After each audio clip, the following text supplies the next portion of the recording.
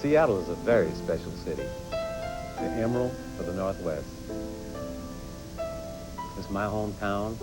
It was a great place to grow up, and to me, there's no other place in the world quite like it. The calm waters of the Puget Sound, majestic Mount Rainier, and the snow-capped Cascades. I love Seattle and its people the way I love music and the way I love basketball. And tonight, like a symphony, they all come together in a wonderful, almost magical way.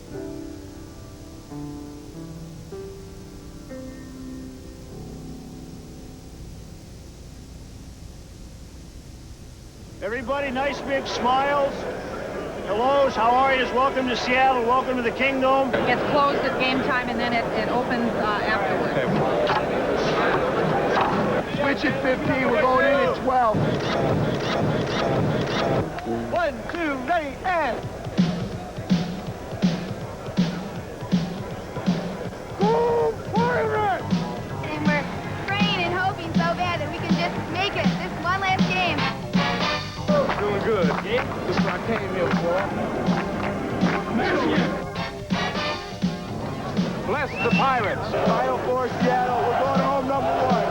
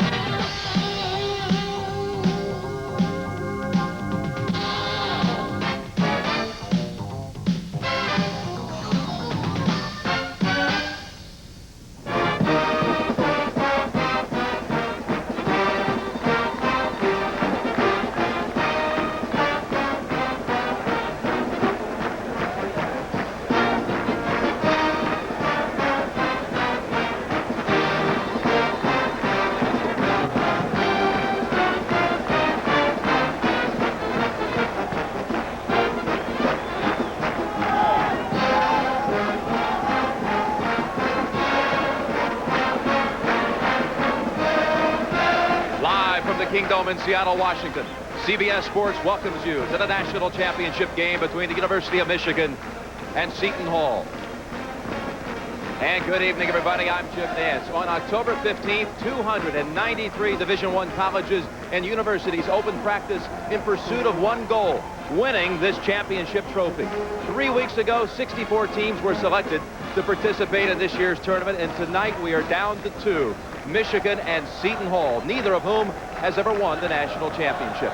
And so as we look for the Wolverines and the Pirates provide us with that one shining moment, it is my pleasure to introduce the man who'll be calling the game for us, Brent Musburger. All right, Jim, thank you very much. Everything's getting ready down here. What a remarkable tournament this has been. Princeton almost eliminating Georgetown. And when you filled out your brackets, how many of you wrote down Seton Hall and Michigan for the final Monday? I mean, Michigan has an interim coach, Steve Fisher. 19 days ago, got word after Bill Frieder took the job at Arizona State. Well, he got it when Bo Schembechler moved in front of the microphone in Ann Arbor and made this announcement. I don't want somebody from Arizona State coaching the Michigan team. And I want that understood. Michigan man is going to coach Michigan. And so that's the way it will be. And what a Michigan man he has become. 5 straight wins, only one away from a national title. And moments ago, this warm embrace in the stands right behind him. Coach Fisher's wife, Angie, and Janice Frieder, the wife of Bill. Bill not here in the arena tonight, we understand, but certainly watching the Wolverines back on television. That was a marvelous scene. It was, Brent. They're the first people that get into heaven, coaches' wives. It's a very, very tough job.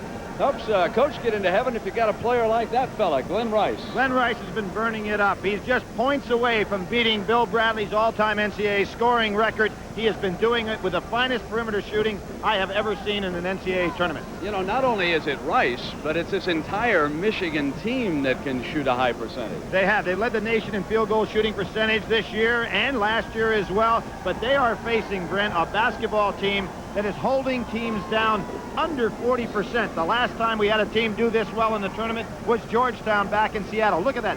37% defensive field goal percentage. That is tremendous. And here is one of their main reasons why they got here. Andrew Gaze, who played for the Australian team not only in the '88 Olympics, but also in the '84. And what dimension does he bring to this Seton Hall team? Well, Brent, in addition to things like passing and good judgment, the man has such great experience for this ball club, and he knows when to explode, just doesn't make mistakes. Billy, how about your game analysis prior to this championship? Well, I think the keys are early on in this ball game. Green and Robinson in the backcourt. That point guard position with judgment is going to be so important for both ball clubs early on. And then that war down inside. Both teams blessed with great bangers on the inside. Who's going to get the boards? That's going to be a real key.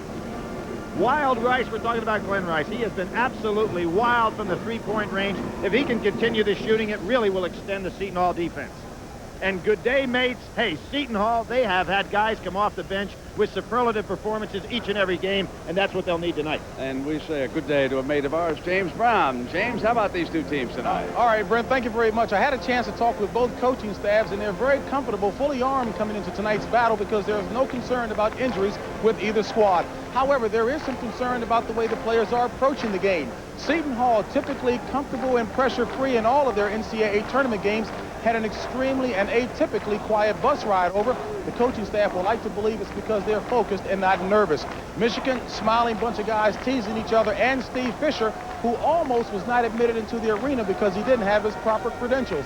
Glenn Rice told me, hey, coach, we want you on the bench, but we can get it done for you. We'll find out if that's prophetic as Seton Hall and Michigan do battle for the NCAA championship right here on CBS. From Seattle, CBS Sports coverage of the NCAA Basketball Championship Game is sponsored by the Heartbeat of America, Today Chevrolet.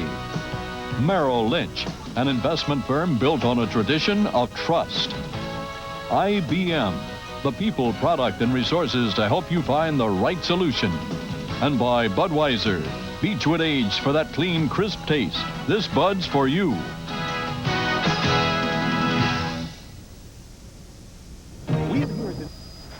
The Kingdome in Seattle, the site of tonight's national championship. And let's go to Frank Fallon to meet our starting lineups. Good evening, ladies and gentlemen, and welcome to the Kingdome in Seattle, Washington, for tonight's national championship game between the Michigan Wolverines and the Seton Hall Pirates. And now let's meet the starting lineups. For Michigan at forward, a 6'7" senior from Flint, Michigan, number 41, Glenn Rice. For Seton Hall at forward, a 6'7" junior from Melbourne, Australia, number 10, Andrew Gaze.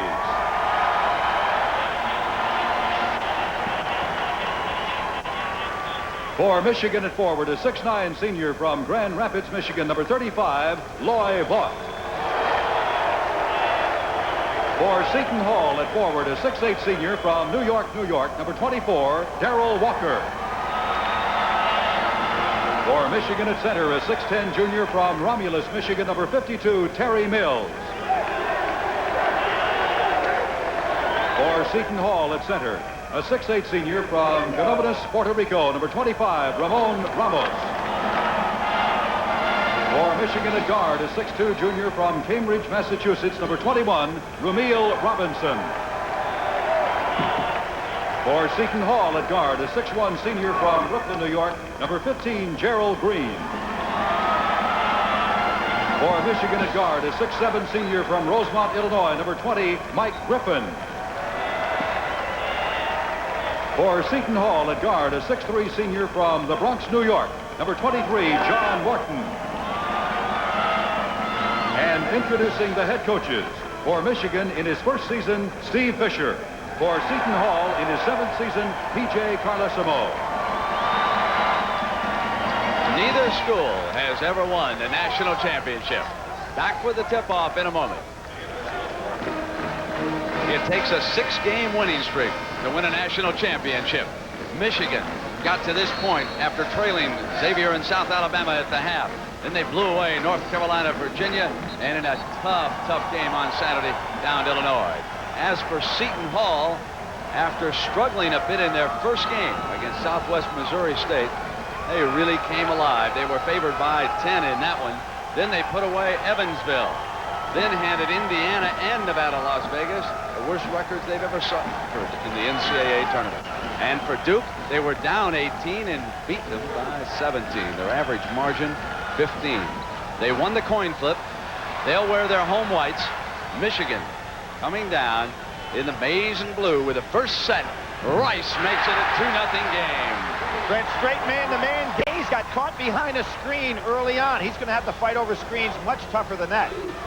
Morton's three rims out, and Griffin rebounds for the Wolverines. Ramil Robinson brings it down. Great strength. He'll go to the glass with the left hand, missing, and it is Walker down with the game's first rebound. Mickey Crowley, your referee. John Clardy and Tom Rucker, the two umpires.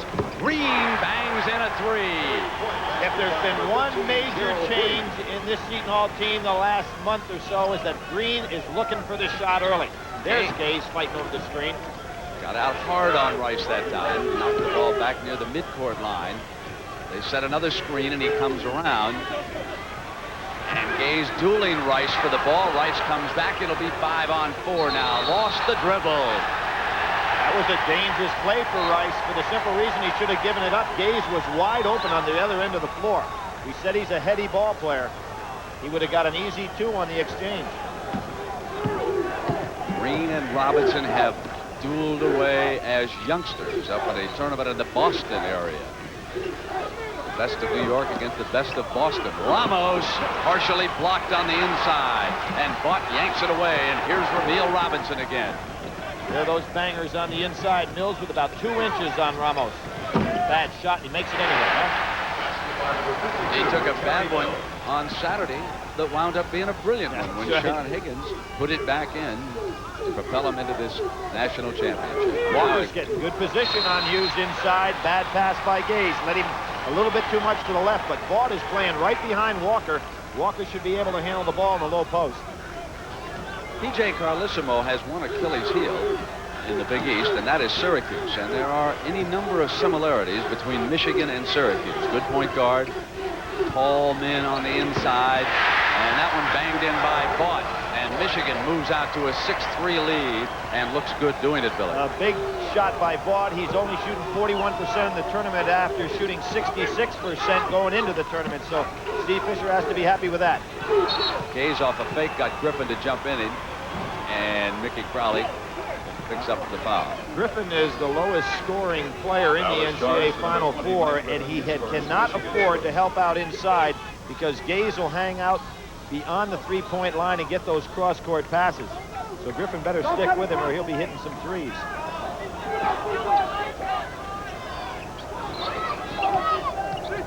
Around to the top, and they work to Morton from the perimeter over Rice. Up high, knocked away by Walker, but it is Michigan that touched it last. Did Ramos go down hard that time?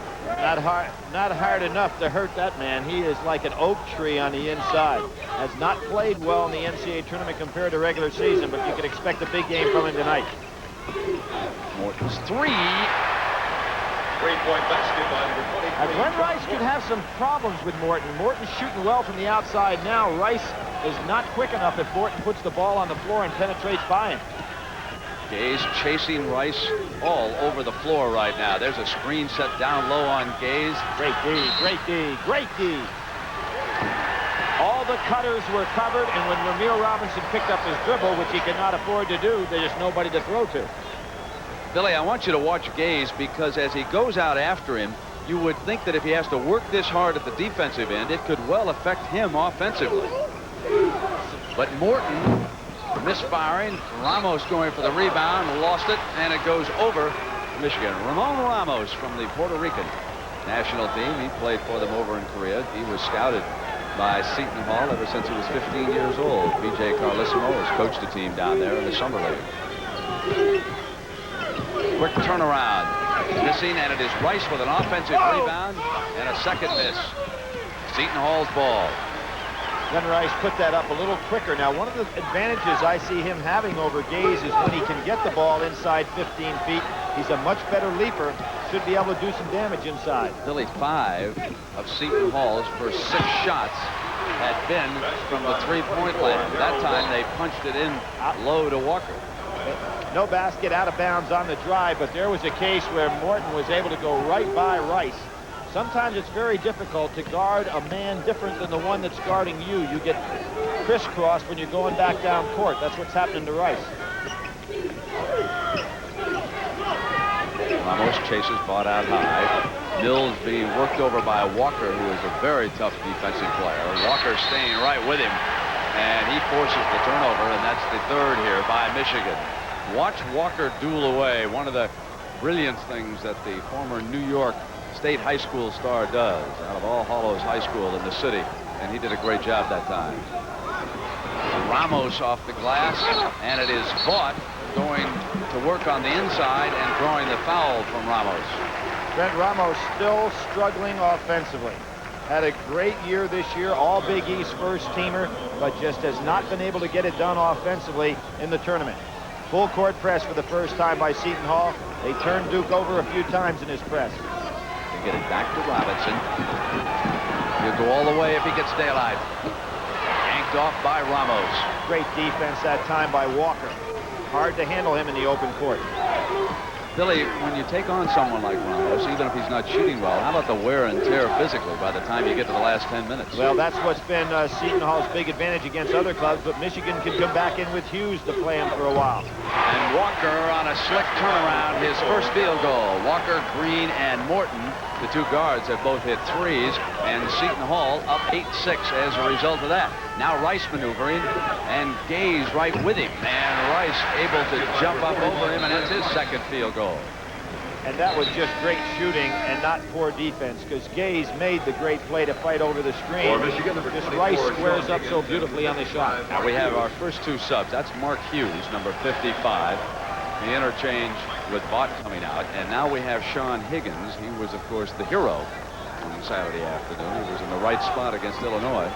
Game is tied. We're in the early moments here of the national championship between Seton Hall in the white and Michigan with the Big Ten in the dark jerseys. Another three off, and Robinson has a defensive rebound, deflected on the pass, but right to Higgins, and he threw it into the backcourt. He has turned it over. Backcourt violation. Now that was just a mental breakdown by the young man in the fact that he knows that Robinson's the guy they want to have the ball on the break. He just wasn't in the front court yet.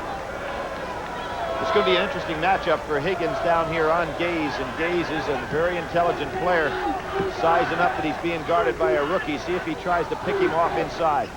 There he goes. Gaze with the three, rims out. Mills tracks it down, and again gets it into Robinson's hands. He pulls up on Green and hits the two.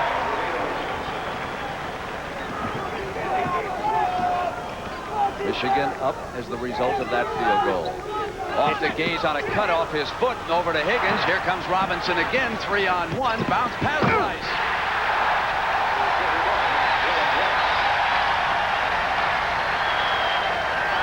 Ramil Robinson getting to be a master leading that fast break now. Doesn't get caught for the charges. Gaze is giving Higgins a real lesson, though. He got off two shots on him in a hurry. He's coming right off screens. There he is again. Back into Morton's hands, and it's an offensive foul called on Morton. Rice able to draw it that time. That's the first on him and the second team foul on Seton Hall. We're going to have our first commercial timeout here of the evening at the 14-16 mark, and Michigan up by 4. Well, Billy, Michigan leading by 4, and Ramil Robinson here with one of his 3 assists. Well, we said the sharpest point, meaning the point guards, which one would be the key? So far, Ramil Robinson has pulled up and taken the jumper. On that particular play, he led Glenn Rice perfectly for the easy layup on the break. And a wild Rice. He has hit his first 3 shots, missed only once. 3 of 4 for the game now. Knocked away by Walker, but Rice is there. He'll hoist the 3. Out of bounds, Higgins goes for it, but it's Seton Hall's ball. Walker was standing right there. Seton Hall 3 of 10. They've taken 7 from three-point land, but Ramos with a layup. And Green answers as to who's the sharpest point. If Seton Hall can thank anybody for being in this championship game, it is Green, who brought him right from disaster against Duke and led that club very well. Robinson capable of posting up, got on the inside and drew the personal foul on Green. Billy, bench strength is so important for Seton Hall. Michigan went to its bench first. What about the Pirates? Well, we talked about Cooper going to be the first man coming in tonight. We talked about Goudet mates, and we're talking about that incredible bench strength that Seton Hall has shown, going 9 deep and getting quality from every man they bring in. I'm surprised they didn't put Cooper on. Yes, they did. They put him on Rice. That'll give Gaze an opportunity to rest a little bit defensively. He'll chase Higgins now, and he's out on him. They get into Mills, turn around in the paint, rimmed out, and Robinson in low puts it back. So Ramil Robinson is off to a fabulous start as the leader here of the Wolverines.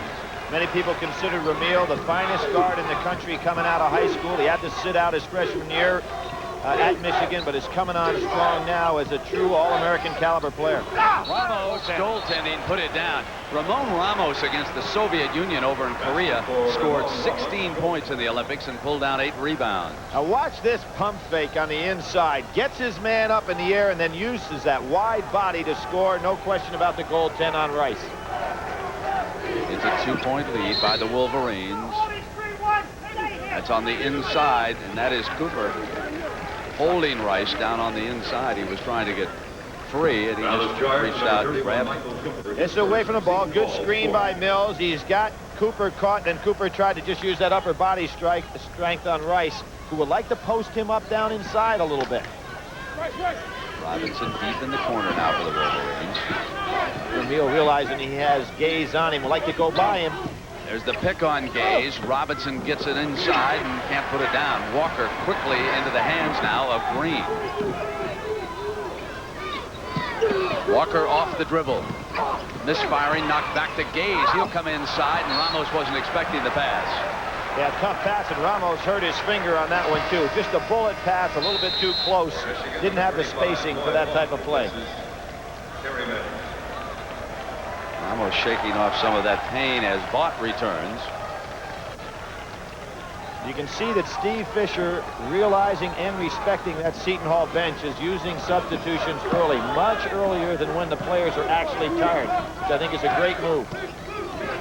Screen out high, left-handed dribble, and on the inside, knocked out of bounds. Did you see how Ramos reacted initially? He thought it was a foul. Great reverse dribble by Ramil Robinson. Doesn't mind taking it inside against the strongest of people. Excellent call by that official on calling it a good block as opposed to a touch foul. But Ramil thinks that he can take Green inside. They played against each other for the first time in the Boston shootout as high school players. Robinson has had the advantage of Green throughout those early contests. They want that ball in Ramil's hands. He'll dump it into Hughes. Gets the roll.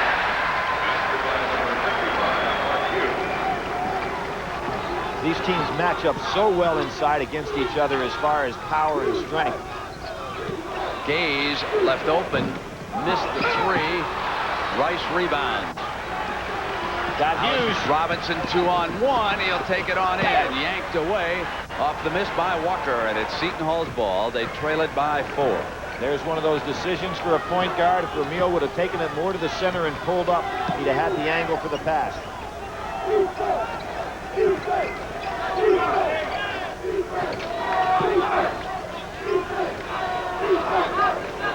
Ramos comes way out. Here is Cooper. Looking to get an angle to pounce the ball into Walker inside. They couldn't get it. This is good interior defense by the Wolverines here so far, guys. Stepping out is Green. Lifts a 3, and only one shot as it's Rice again underneath for the rebound. Brennan, underrated rebounder is Glenn Rice. He skies and he knows how to get good position. He's just not a shooter out there. Oh, good hedge that time by Walker. Fine defensive play. Rice alone for the 3. Ramos runs the miss down. Imagine some of the other coaches, particularly Dean Smith from North Carolina, wondered where that shot was when they played him. He didn't even hit the rim during those games. Ramos from the perimeter missed everything, but Gaze was underneath and drew the foul. So Higgins fouling Gaze with the score 16-12. Michigan leading Seton Hall, and 10.5 minutes left in the first half of this national championship game.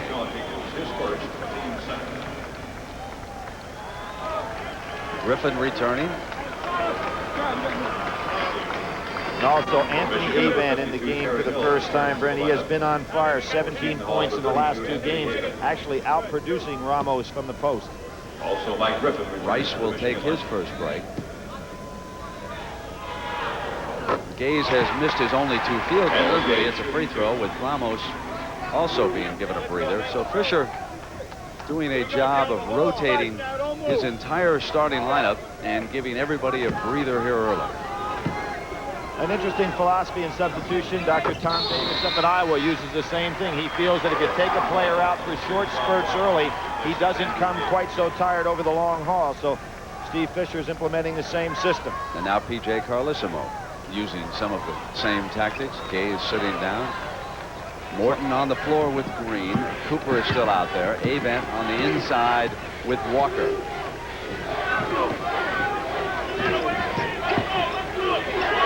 Higgins has range in that jumper. Cooper better get out on him a little further. Mills backed his way in. Offensive rebound. And a good putback by Buck with the coach's wife cheering on that move. And the lead 4 again. 18-14 Michigan. Third team all Big Ten player. Claude had been solid. There's Higgins on a read on. Higgins at 6'9". You don't realize how tall this Michigan club is on the floor. 6'10", 6'9", 6'8". Griffin at about 6'5½". Steps out. Griffin. Inside now to Ramil Robinson, who posts up his man. That's 6 points for the point guard. Now here's where Griffin is really valuable. Although he doesn't score a lot, he's got a good passing angle being that tall out in the top of the key. Avent. Jump pass over to the side, and it's Walker. You know, I have a feeling, Brent, even though we've passed the 10-minute mark, that these teams are still kind of feeling each other out. One thing is evident, and that is Ramil Robinson could be headed for a huge night. Higgins on a turnaround, partially deflected. Here is Green. Green will bring it down. Robinson watching him, so he comes over to the left, and no daylight for penetration as Robinson got over there and sealed up quickly. Now it is Morton looking down the baseline. Walker runs it down in the corner. An offensive rebound, one of the things that he does very well, Bill. Ramil Robinson looking a little tired right now. He's matched up with Cooper in this lineup, so Cooper can post him down low. Morton. Michigan got caught in a bad matchup there. Robinson with 6 points and 4 assists. Listening to Coach Fisher as he comes across the midcourt line. They punch in down low to Vaught, and he traveled. He turned it over. That's the 5th Michigan turnover. The Wolverines leading it by 2, 20-18. We'll take a timeout at the 8:19 mark.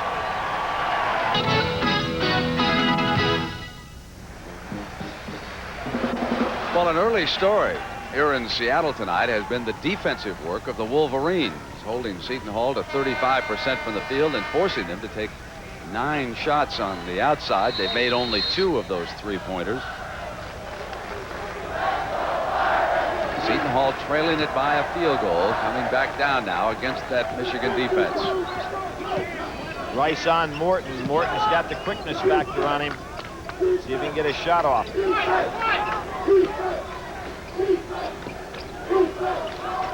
Mills taking Avent on the inside. Now it is Morton running underneath with Rice, who has returned, chasing him.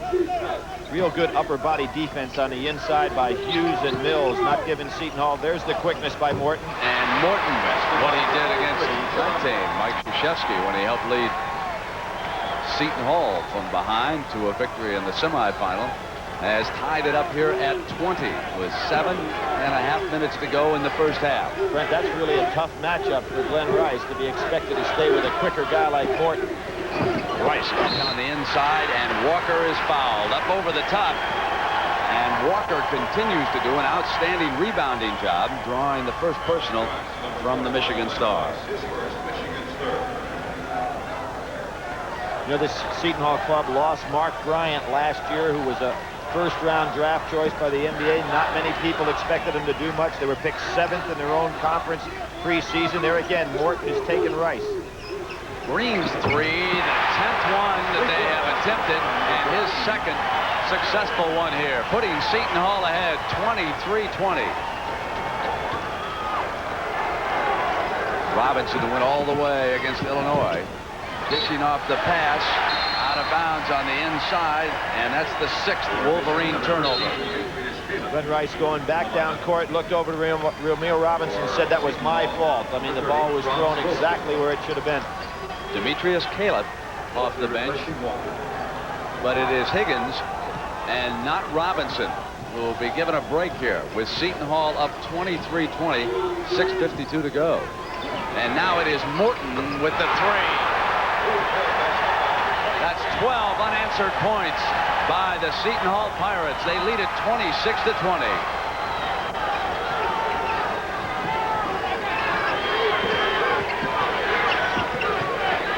Into Rice, who snaps it off the turnaround, and he was fouled by Gaze. That's Gaze's first personal. The young man from Melbourne, Australia, here for his junior year in college, will return down under. He'll soon be 24 years old. He would have to apply for an extra year of eligibility. His father, Lindsay Gaze, is the John Wooden of Australia and runs a team down in the Melbourne area, and that club badly needs Gaze, their star, to return as a player. And so Dad said, nah, he's not coming back for his senior year. He's coming back to play for me. Brent, I have a little bit of problem with that in terms of the international player, and I don't think it was anything that PJ had set up to have a guy used for 1 year, but I really question whether that is a good move for the future. You see a lot of people going over to get an international player for 1 year to help him shore up an individual position. Yeah, there'd be some Soviets who would be. Well, the Yugoslavians have an awful lot of outstanding, young, talented players, and bring a player in for 1 year, use them to have a quality team and send them back home might not be in the best interest of the game. But it is certainly within the rules. Exactly. And here he is in a national championship game, along with Ramon Ramos. Good D. Mills jumping out over to Robinson. Caleb on the right, back to Vaught, trailing, and Avent coming down on the inside, and there's a blocking foul, and they're pointing at Wigginton. Wigginton, a very difficult guy to go ahead and do something on the break because he's so small, low to the floor, kind of like a Muggsy Bogues from the Charlotte Hornets. But this is a good play by Mills to hit ahead. The man has excellent hands. Good decision-making process by Robinson. But see how low to the floor Wigginton is? Very difficult to get in against him. Took away an easy 2. Robinson into the paint. That's 8 points. I don't know if there's a guard in the country that takes it to the hole any better than Ramil.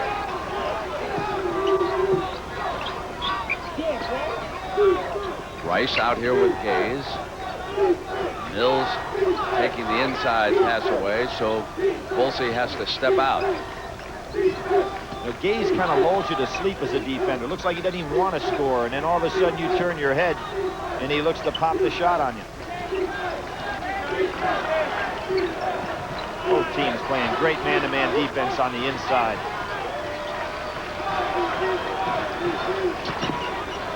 Wigginton inside with the bigger fella.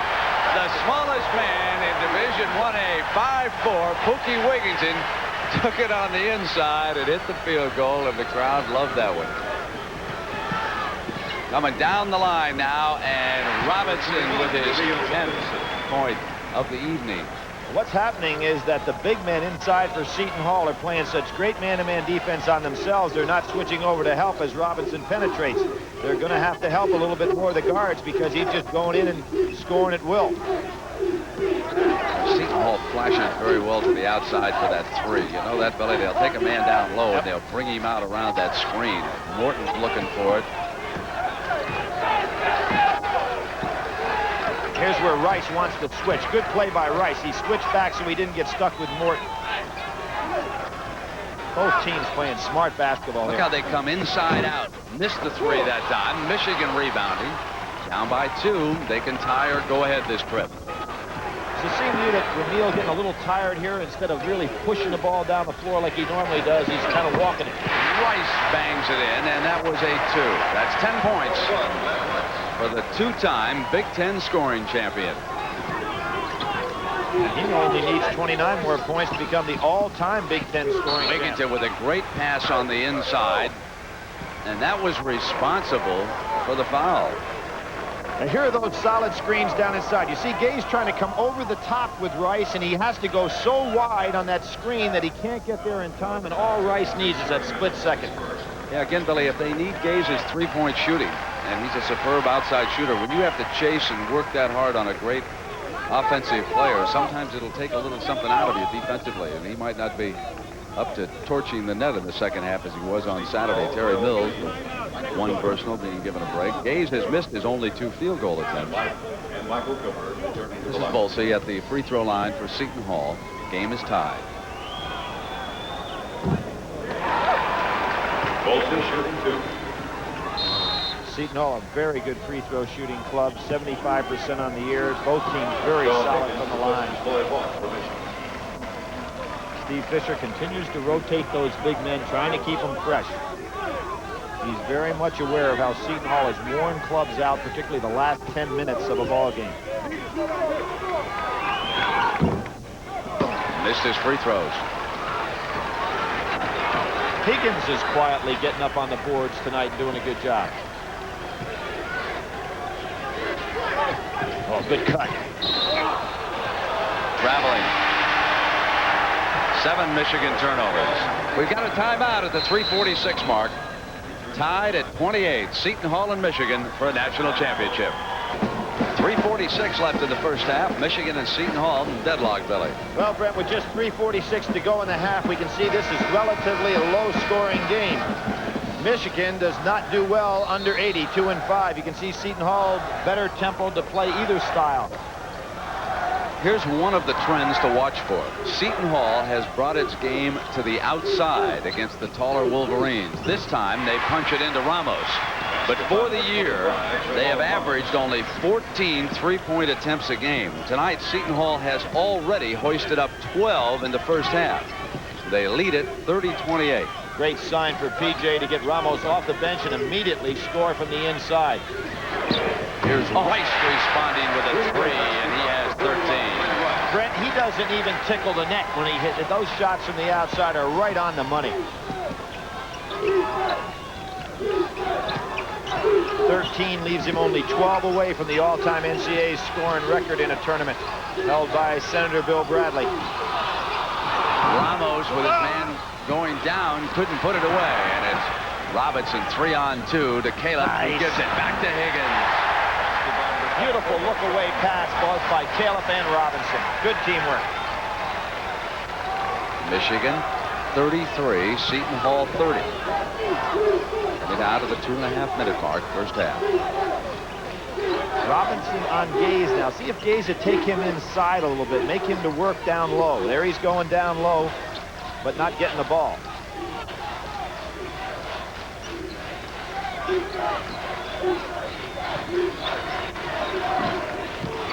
Green tries a penetrating move. Higgins slaps it away, and it'll be 2-on-1 with Green rushing back into it. Robinson goes all the way. Higgins tries to knock it down and can't. Brent, they rode Higgins right out from under the basket on that play. Had to be a foul. He was the shooter.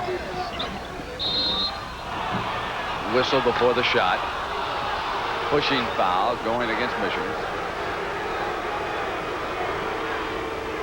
Well, the worst game to referee is a game that has a big screen behind it for the fans. They see all the replays, and that's what the boo's about. First, Michigan's 5th.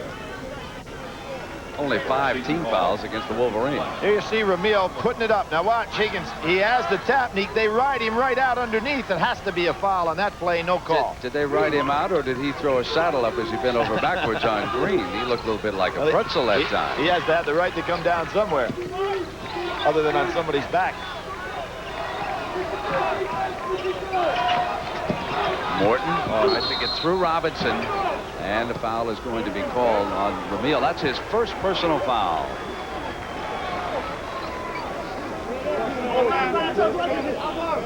Well, there are no pads in basketball, but fellas better be strong with upper body strength. And you can see Ramos just saying to Hughes, I'd like a little more room in here, sir. Excuse me, please. Kind of like getting into some of the elevators here in Seattle.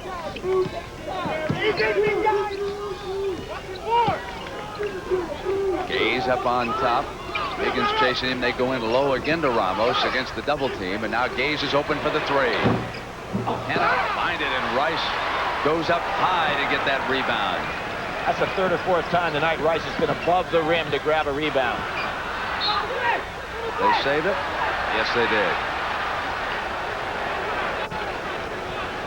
Ramil Robinson content to go down inside. Now, what Seton Hall may find, if Ramil's going to go inside so much, they may be able to release a man and get an easy, fast break because there's nobody back defensively, particularly with Griffith out of the game.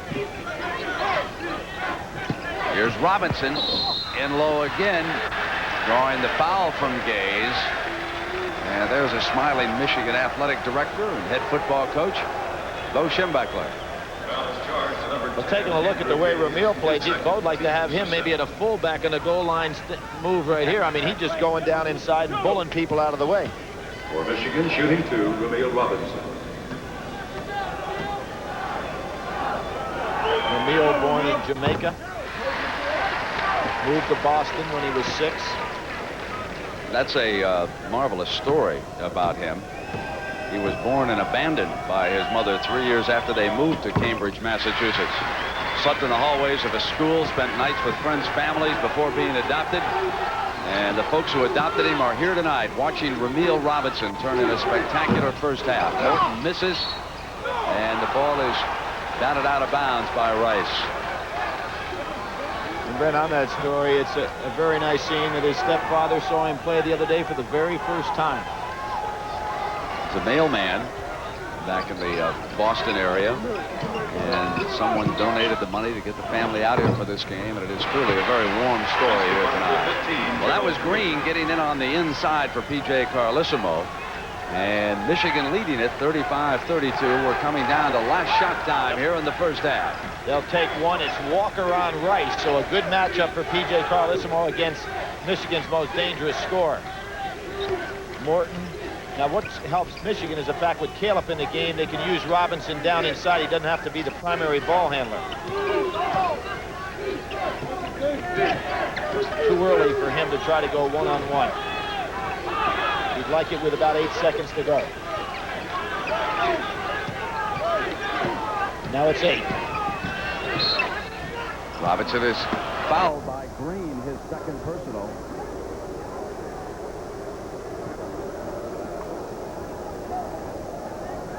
At the top of the show, we talk about who was going to have the sharpest point, meaning which point guard, Green or Robinson, was going to have the best game. So far, it's been all Ramil Robinson. Bott replaces Hughes. Got a very good time to press now if you're Michigan, because you want to make Seton Hall use up as much of this 6 seconds getting the ball up the floor as possible. Billy, take a look at the face of Ramil Robinson as he steps back up to the free throw line. I mean, this young man has really been a warrior here in Seattle, not only Saturday, but here tonight. He's the Iron Man. He's already scored 13.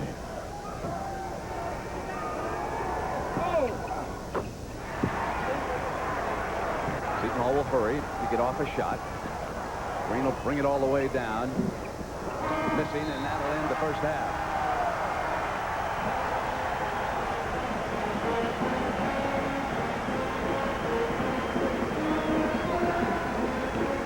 Ramil Robinson's 14 points paced the Michigan Wolverines. Andrew Gaze held only 2 free throws.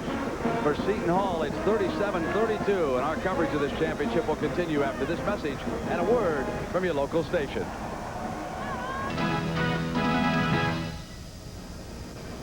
Twilight descends upon the Emerald City of Seattle, and inside the Kingdome at halftime, Michigan leading Seton Hall by 5 as Ramil Robinson and Glenn Rice have combined for 27 of the Wolverines' 37 points. And for you Seton Hall followers, you might notice this is almost an identical score to Saturday's game against Duke. And that one, the Pirates trailed 38-33 at halftime. It's a 5-point margin in this one tonight, 37-32 with Michigan on top. And so we are 1/2 away from crowning our final NCAA champion of the decade. You know, 10 years ago, who could have envisioned the enormous growth of this sport? And who could have imagined the changes in this game created in this decade by the addition of the 45-second clock and the three-point shot? But just where is all this growth and change leading us? Well, James Brown has sampled the experts for a glimpse at what might lie ahead for college basketball as we prepare to enter the 90s. Now they have 8 seconds to go, and Hunt will try for a three and hit it. Hunt with a basket. If you want to make the three-point shot worth an extra point, it should be moved a couple feet back further. Kenny Battle. I'm sure one of the things that will happen before too long, I would guess the basket's going to have to be raised. I'd rather see us go 2 22-minute halves in college basketball. Just about the only thing the basketball community agrees upon is that there's no shortage of ideas.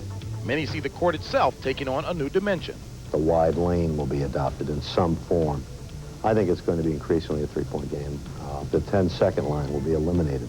I see the game as being a very wide-open game. It'll become a player's game and a fun game to watch. I really think the basket should be raised, and you know, right now it's so easy to score. I think they ought to raise the baskets to maybe 4 inches. 10-4 would be good. The only reason it's at 10 feet right now, because Dr. Naismith didn't have any other place to put the basket. It was on that wooden rail around the gymnasium. And in those days, if you were 6'1", 6'2", you were a giant, so to speak. The baskets being raised would be a huge mistake. Then the premium would be on the rebounding even more. There'd be more missed shots, and then you'd have the better rebounding teams winning even a higher percent than they do now.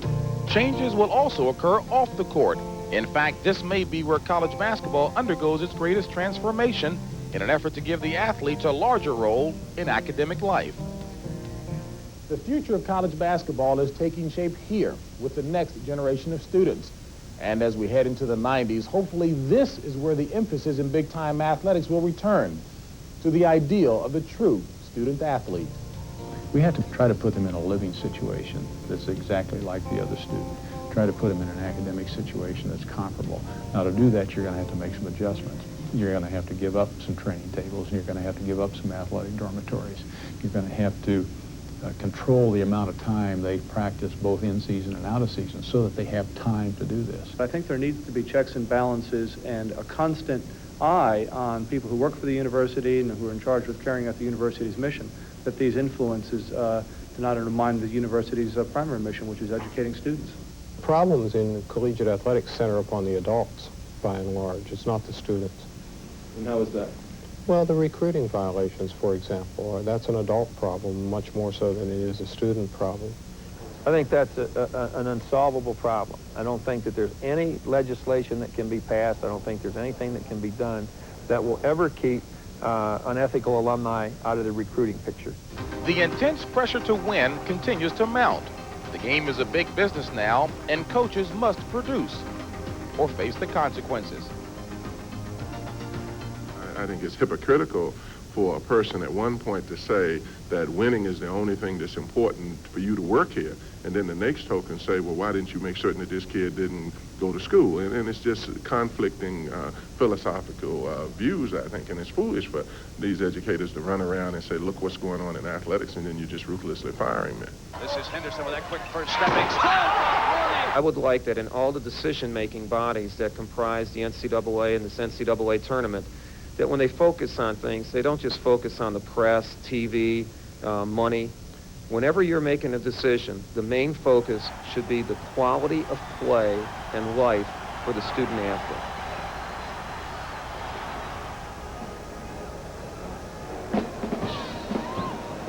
Sports fans everywhere look forward each year to the country's most exciting event, the NCAA Final Four.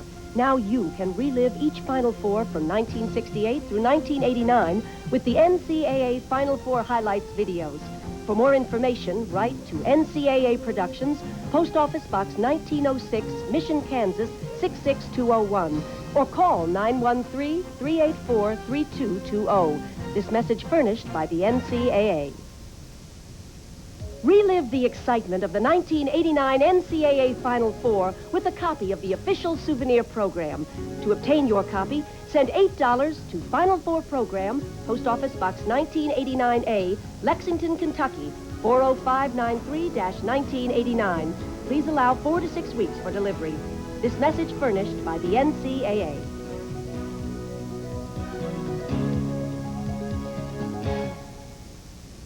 I've heard people say they use drugs and alcohol because they're bored.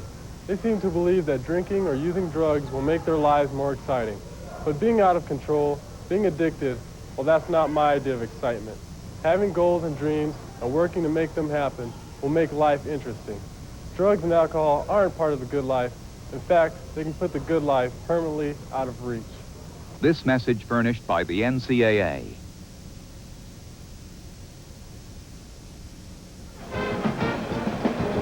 Welcome back to the Kingdome. Halftime of the national championship game. The band from Seton Hall. And I guess you can say it's been a day of musical chairs in the college coaching ranks. Rick Majerus has resigned as head coach at Ball State to take over as the head coach at the University of Utah. In a surprise, Wade Houston, an assistant to Denny Crum at Louisville today, signed on to become head coach at the University of Tennessee. And just 2 hours ago, right here in Seattle, Lynn Nance, no relation, announced that he is leaving St. Mary's of California to take charge of the basketball program right here at the University of Washington. All right, at halftime, it's a 5-point lead for Michigan over Seton Hall. Let's check in now outside the locker rooms. First stop, the Pirates locker room. We're outside is our Leslie Visser. Leslie.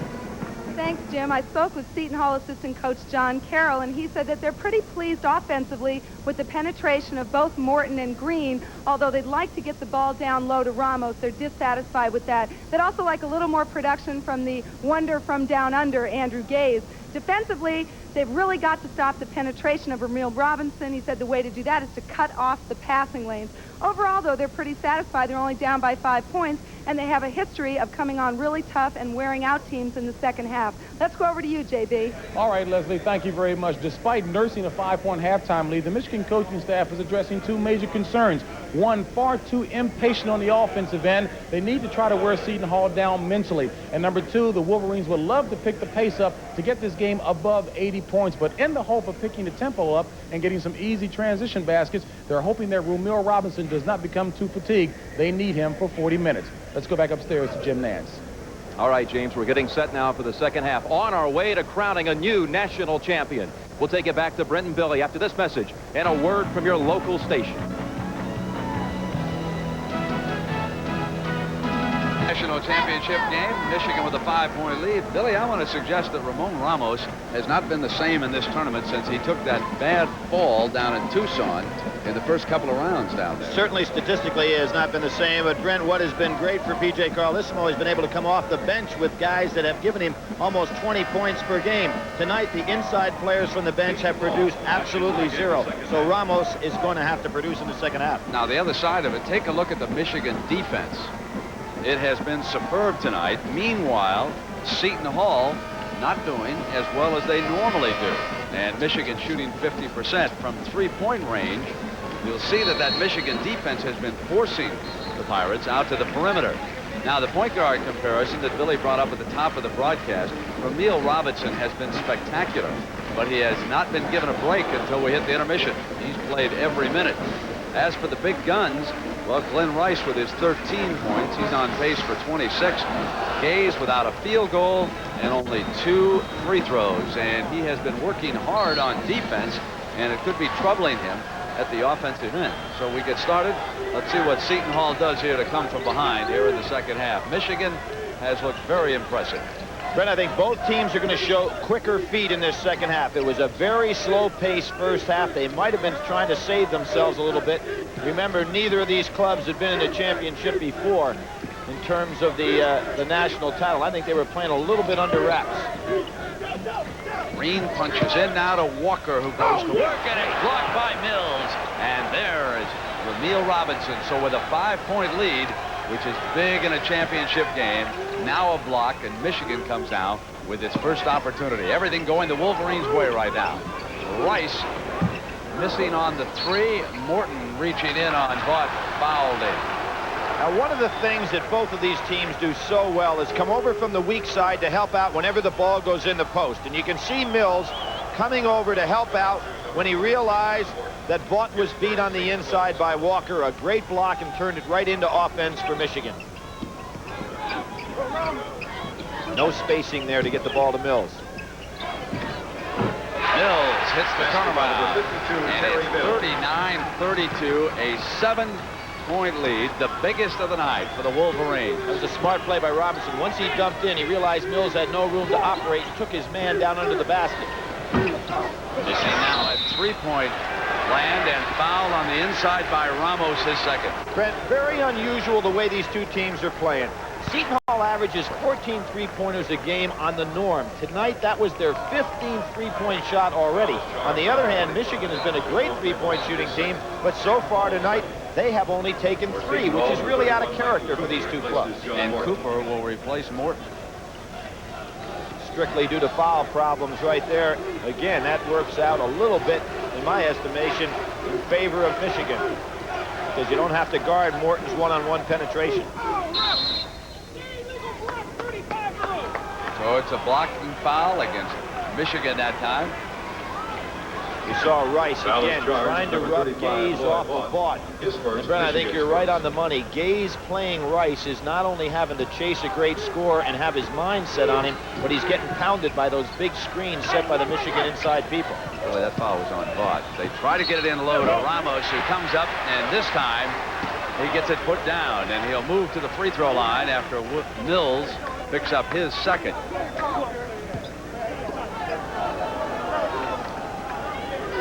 Lamone now a 1,000-point scorer at Seton Hall. Good job getting the ball down inside. And even though they've got people reaching for the arms, he shows that tremendous strength to put the ball back up inside.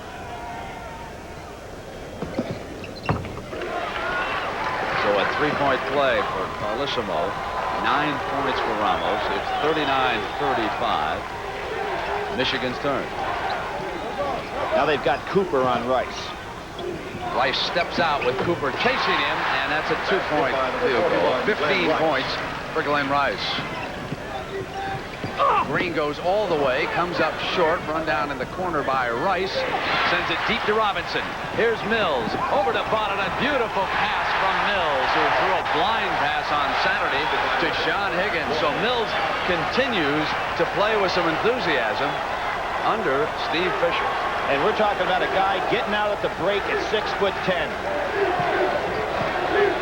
They wanted Walker. They've turned it over. Vaught to Griffin, and here's Robinson. And the Wolverines suddenly in control. He is so tough to handle on that break with that big upper body strength. Glenn Rice turns around, makes the perfect pass. It had to go up court so Robinson could get it. And there's the great pass by Mills. Not only the great pass, but how about the way he stepped off to the right-hand side to make sure the charge could not be called. Robinson shooting 2. Smart play by Mills. And the third personal on Gaze as Robinson will shoot 2. Ramil, a third-team All-Big Tenor this year, sure to be a preseason All-American type candidate next year.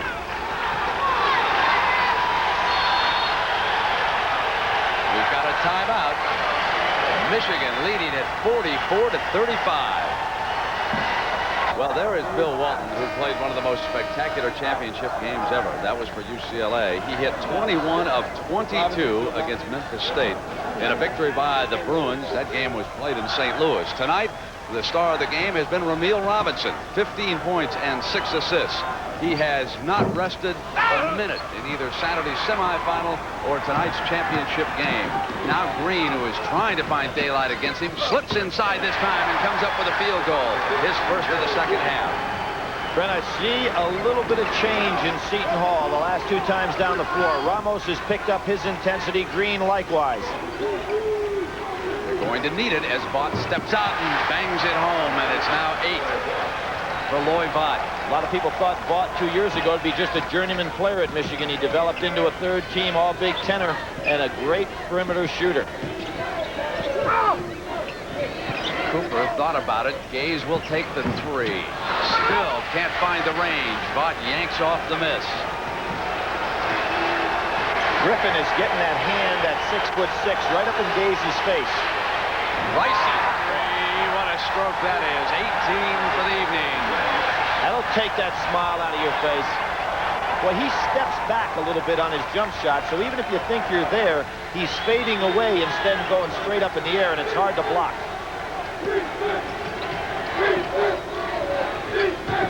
Green coming down for the corner, has lost it. Michigan with the turnover. And the Wolverines, who are 5 of 6 from the field this half, come back down with their 7th trip. Brent, I think Seton Hall is going to have to go inside and show they can get some inside game going, because so far they've been working strictly on the perimeter. Griffin got that tip shot. Started every game for Michigan, only averaging under 3 a game, but valuable. Really physical difference beginning to show in this game. That size on the inside that the Wolverines possess becoming a huge factor now. There's a case for Ramil. Saw Walker coming over from the weak side to defend. He's got to swing that ball over to get a little better angle. Both teams very, very well coached. You think that Carlissimo needs to just go to the inside game? Yeah, they've got to get back to the inside. They're settling so much on the perimeter, which has not been what brought them to this national championship game. Got to start pounding it down in there. Rice tries to run it down, and Griffin quickly hustles to it. Getting all the loose balls. Boy, they look sharp. Goes over to Seton Hall. They are down 49-37. We talk about going inside. They've got Walker and Ramos. You need to let them get down in that double low box and start hitting the ball inside, son.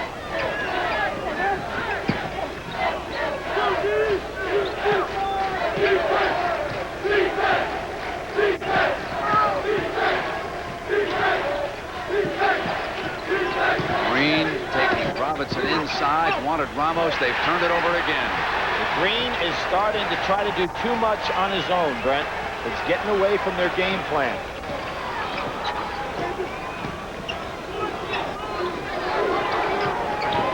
Rod jumps it into Rice on the inside with a turnaround. Walker takes it off, and now it's Morton. Morton into the middle to Green, who comes through and draws the foul on Griffin.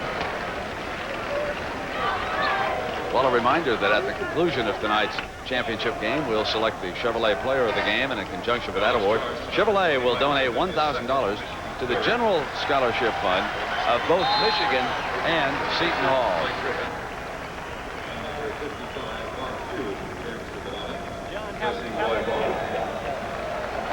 Now that Higgins and Hughes substitution pattern that Steve Fisher used so well in the first half starting to come in, so this team will be hard to wear down. Good double team from the weak side. Morton off the dribble, drew the foul. That's Rice's second. He'll come and shoot a pair of free throws.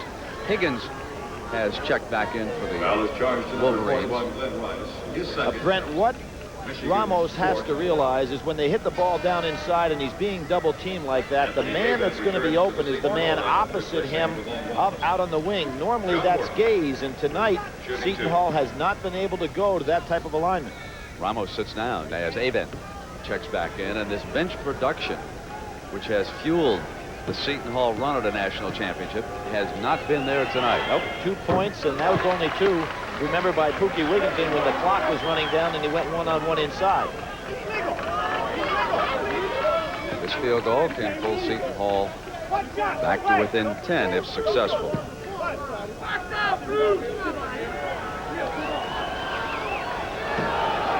You notice Morton has those girdle pants underneath. There's been a rule change. Next year, those girdle pants must be the same as the regular pants in color. So he'd have to wear a white girdle next year. A simple change in the rules. Mills with a pick and a hard one on Green, allowing Robinson to bring it up now to the attack for Michigan. And he takes it, jams it. Ramil Robinson.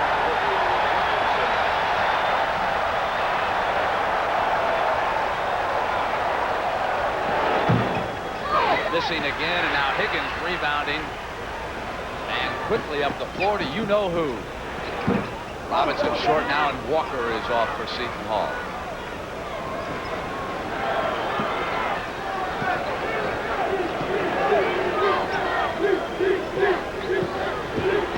Hayes, who's been shut down, over to Green, who hoists the three. Rice loses it, and it'll be Seton Hall's ball. Brent, on this play, the reason Robinson was able to go baseline, the defense relaxed once he went to the corner. They just assumed he'd pull the ball back out, but he's so strong going to the hole, he was able to go over the top of the dunk. And there are the parents who raised him back in Cambridge, Mass. Attended the same high school as Patrick Ewing, New York Knicks star, who, of course, led Georgetown to a national championship right here in Seattle a few years back. Now it's Morton off the dribble with the left hand. Can't get the roll. That's the kind of night it is. It is breaking Michigan's way. The Wolverines searching for their first national championship. Beaten in the title game by Indiana in the late 70s. Lloyd Vaught checking in. Seton Hall is without a field goal, Billy, over the last 4 minutes. That's what they've been doing to other clubs. That national championship in '76, first time two teams from the same conference played for it. Bobby Knight's club coming away with a win. Avent off the miss by Higgins. And Green gets it to Walker with a nice pass. Green's starting to pick up the tempo a little bit, just exactly what he did against Duke to bring Seton Hall back. But do they have an answer to this young man right here, Ramil Robinson? He has orchestrated a tremendous game here tonight for the Wolverines. And Rice, when he gets open, has knocked it down. Now it's Vaught. Seton Hall trying to put together a run. Off this miss, it'll be Green again. This is a very big trip for the Pirates. Well, that was a good kick by Ramil Robinson because Walker posted up on Vaught down inside and had him beat. 45-second shot. Clock put back up to 45. Walker missed the jumper. Gets it back. Goes for the layup, and he traveled. TJ's father, watching from the stands here. He is the first coach, sporting beard, to appear in a national championship game, in case you're wondering about that piece of trivia. Well, you know, Brett, the man that was sitting beside him, Richie Regan, of course, one of the great players for Seton Hall that took them to what then was also the national championship, the NIT that they won. Longtime coach at Seton Hall as well, one of their great all-time backcourt players. So now, Caleb running the team, and Rice missing the three.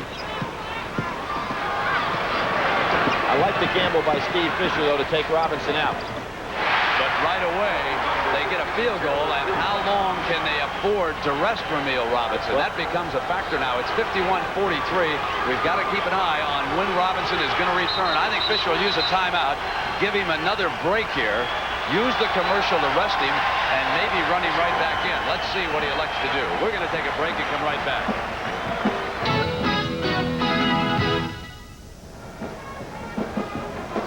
Well, the Michigan players are contributing here themselves. Look at Ramil Robinson get right in Caleb's face to tell him what he thought about his defensive effort that last trip down the floor.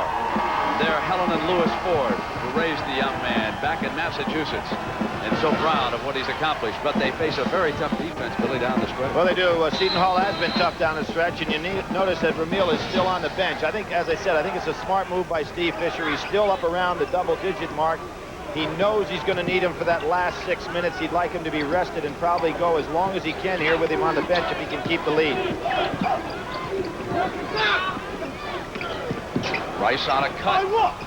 Keeps going.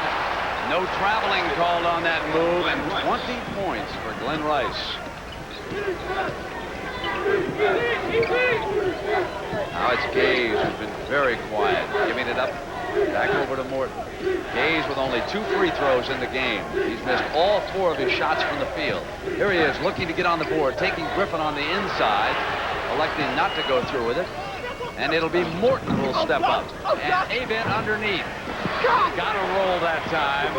And that's their first field goal down on the inside off the bench. Brent, I cannot understand why Seton Hall has abandoned the punching the ball inside, because when they punch it in, that's how Gaze gets open when people try to slough off. He has been a non-factor tonight because Seton Hall has been constantly using the perimeter games.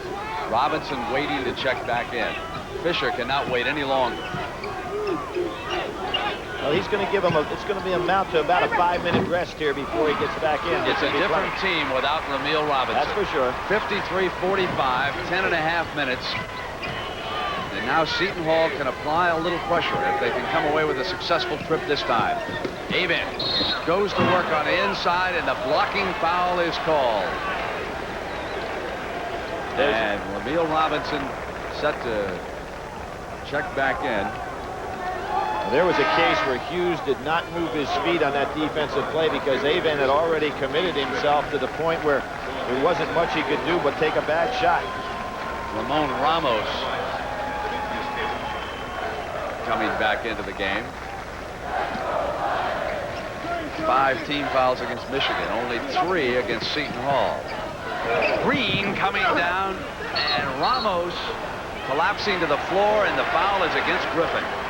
That's his 3rd personal foul. Getting tough underneath, fellas. It is, and Mills is going to come back in. You can see good help again from the weak side. Ramos goes up and just powers the ball down against Vaught and Griffin. Hughes goes out, Mills comes back in, so they gain about a 2-inch advantage inside.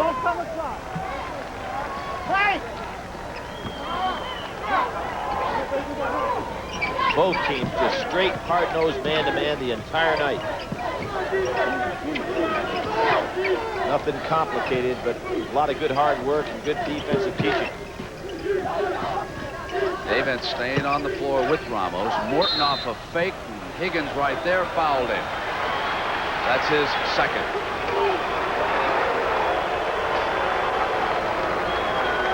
So reminded that the Masters begins Thursday, and at 11:30 p.m. Thursday and Friday you can watch highlights, and then of course weekend coverage on Saturday, and then the final round on Sunday afternoon. Walker on the floor with Ramos.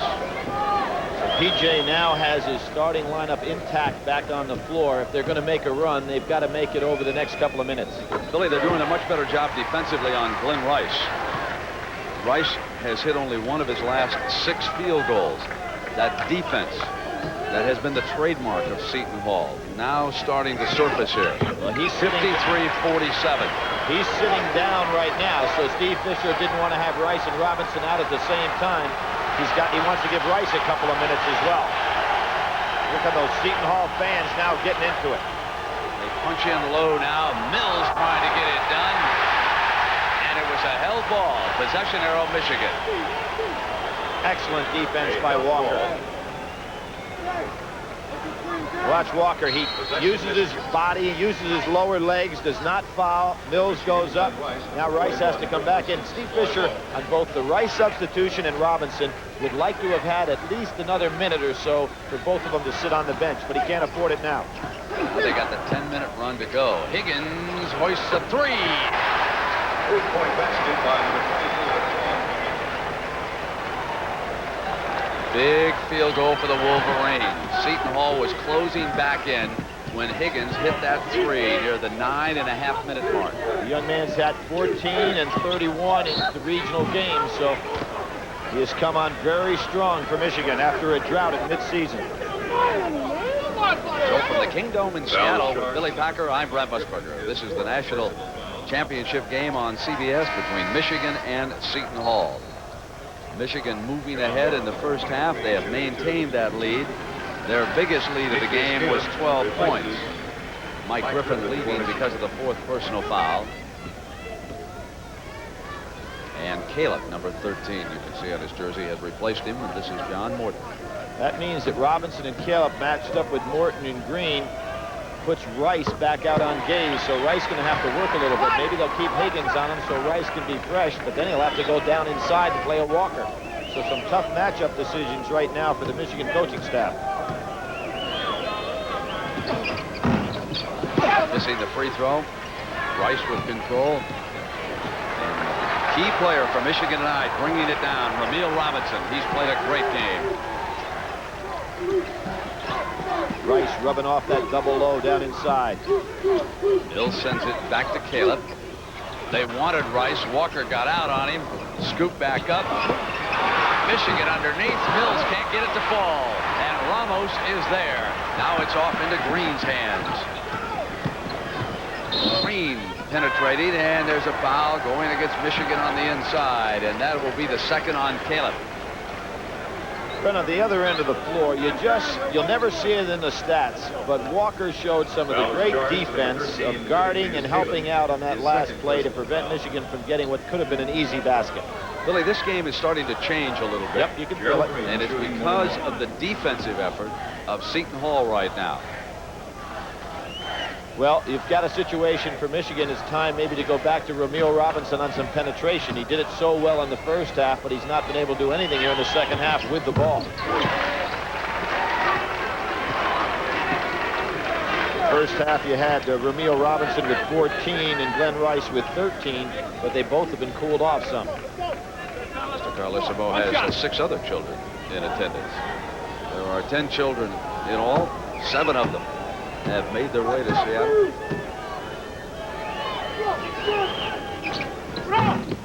Oh, a little push. Push underneath will go against Walker. That's his first personal foul. And for the team, that's the 4th on Seton Hall. And Michigan is up over the limit. Now, Michigan has hit against this defense only 3 of its last 14 shots. That's 21% right now. And they need to get something done. And Seton Hall only has 3 team fouls, which means they've been doing it just with solid defense. Field goals was Higgins' 3-point shot. Now he backs in Gaze. He'll take another one, forcing it up. And Ramos can't get the handle on it. And Mills takes it off Ramos and out of bounds. So Ramon Ramos continues to struggle. Normally he has some of the best set of hands in the Big East. And Bo Schimbeck was studying that clock, seeing 8.5 minutes up there. Well, Ramos probably saying that play is illegal down in Puerto Rico on our national team, because in international ball you can't throw it off a man back out of bounds. Rice got it. Hits the 3. Walker gave him just a hair room. That's all he needs. So the inability to hold on to the ball underneath the basket really cost Seton Hall. Now it's Walker who comes back. He has scored 8 points, and it's still an 8-point lead by Michigan. And with Caleb on the floor, you notice Robinson not having to handle the ball so much, so he's not wearing himself down. For the last 4 minutes or so, you can expect to see him with the ball. Off the penetration, couldn't hit it. Yanked down by Green. Robinson fell. He won't be back defensively. Green dishes off now to Morton, and Morton is fouled by Caleb, and that's Caleb's 3rd personal.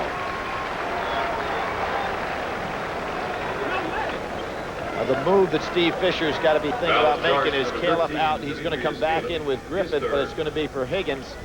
He's trying to play with his 3 ball handlers now. I would expect to see a little more power back in there shortly. The Seton Hall starting to get some advantage inside. Really, the way Ramil Robinson turned in that Iron Man performance in the first half, and we see how well Glenn Rice has scored 6 tournament games. When Bill Bradley set his record, the senator from New Jersey played in 5 games, so Rice had the advantage of an extra game as Cooper checks in off the Seton Hall bench. Senator Bradley sent Seton Hall a good luck telegram tonight before the game, which the school showed me, and they said, you know, the last time a New Jersey school got into the Final Four, they were beaten by Michigan. And, of course, that was Princeton, which Bradley played. Senator Bradley and Senator Lautenberg in New Jersey got a little bet going. I didn't know they wagered on Capitol Hill. They've got a bet going with Senator Riegel and Levin from Michigan. And listen to the bet. If they lose, if Seton Hall loses, they get a case of M&Ms. I mean, come on, guys. And if it goes the other way, some Verner's Ginger Ale go to the Senators from New Jersey. So, big wager on Capitol Hill. Walker watching the successful free throw. It's down to 6, 59-53 now with 7:42. They wanted it. There's a defense. Ramos up with it, and Morton coming back in the middle now. Morton will try to go all the way for the layup, and he does, and the Hall back in the middle of it. Billy, you've got to get that ball into Ramil Robinson's hands and leave it there the rest of the way. He had a sensational first half, and they have been out of sync without him quarterbacking this team. Well, you've got to think of fatigue. Remember the Illinois game just 2 days ago. Rest tomorrow. Well, but here's Ramil Robinson. Sometimes the legs just don't do it. You know, it's kind of like a prize fight. You know what you want to do, but you can't get the hands to move. Rice coming around Cooper now with the jump shot. Volsey is there with the rebound. Cooper defended him with his legs that time, just by keeping him away. Morton looks quick. Morton through the lane, hits the field goal. Steve Fisher's got to be thinking timeout to stop this move. Now it's a 2-point game, 59-57. Remember now, Michigan led it by 12, so we settle in now for the stretch. We know what this club does under 8 minutes. Robinson's open, and coming over was Volsey. He took a good foul. He didn't let him squeeze the trigger on the glass. He'll let him shoot the 2 free throws. This is a very good look cross court by Mills. Ramil is capable, as we saw earlier, of dunking the ball in that case, but Volsey came over, and as you said, Brent, took away any opportunity for the three-point play.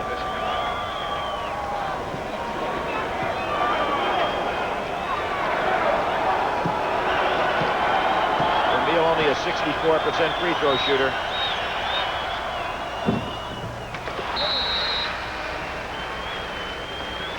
Higgins replaces Griffin.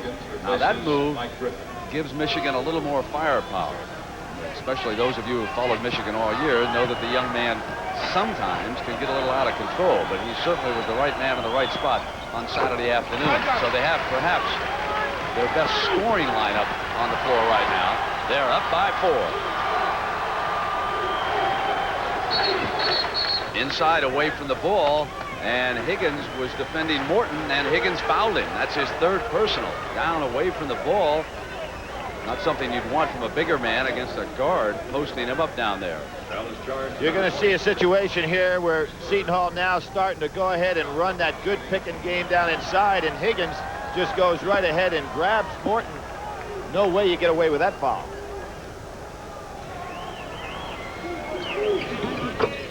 And this Seton Hall club can vary on the foul line. A great free throw shooting team.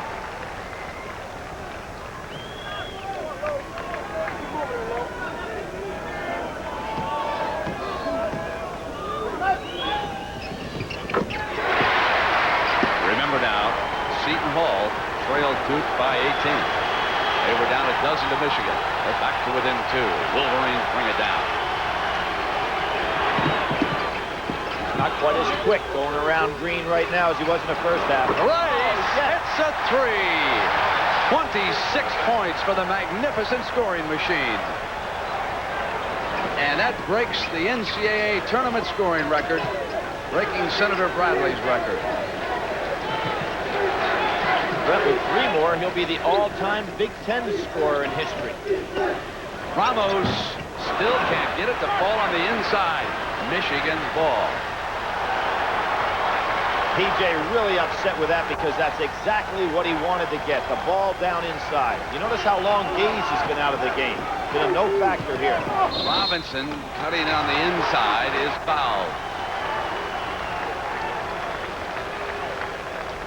There's the list of the great scorers, Billy. Oh, Elvin Hayes, Danny Manning, who we saw last year play so well.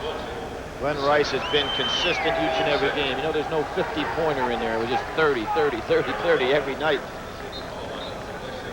Making the tough baskets, as that last one he just threw in. Of course, another thing, Ben, we ought to point out, there was no three-point shot back in those days. A lot different than we have today. And talking about rules, the three-point play will stay in college basketball next year from the same distance that was decided today by the Rules Committee.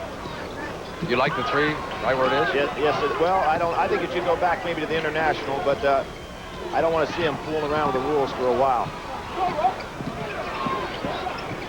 Bought outside. Yanked away by Green. It's 64-59. It's a 5-point Michigan lead. Seton Hall did cut it to 2. Morton left alone. Won't fall. Michigan with a big rebound underneath. And Rice has done an outstanding job, not only of shooting, but of rebounding here this evening. They get it into Vaught. Won't fall. Brett, Michigan's putting the ball up a little bit too quick now. You know, the clock can help them right here. If they don't have the good shot, they should be bringing it back out. Force Seton Hall to do all the work on defense.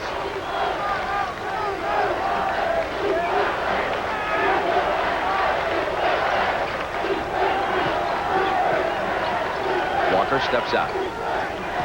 Green over here on the left. Still wanting to punch it inside, but they don't have their man Ramos. So Green will come down the baseline. Keeps the dribble. He's going to pull it out. It's got 10 seconds to go on the clock. Man falls down, lost the ball, picked up by Seton Hall's Walker, and he drew the foul by Hughes. A lot of guts by Seton Hall to be that patient on that time down the floor. Gaze returning. Foul is charged to number 55. There's a young man that was the MVP of West Regional and is not having the kind of game that would be expected out of him today. Not a good day made. That's right. Andrew Gaze returns to the Seton Hall line. Walker shooting 2. Great free throw shooter. 2 streaks in college, 1 of 33 in a row and 1 of 32 in a row.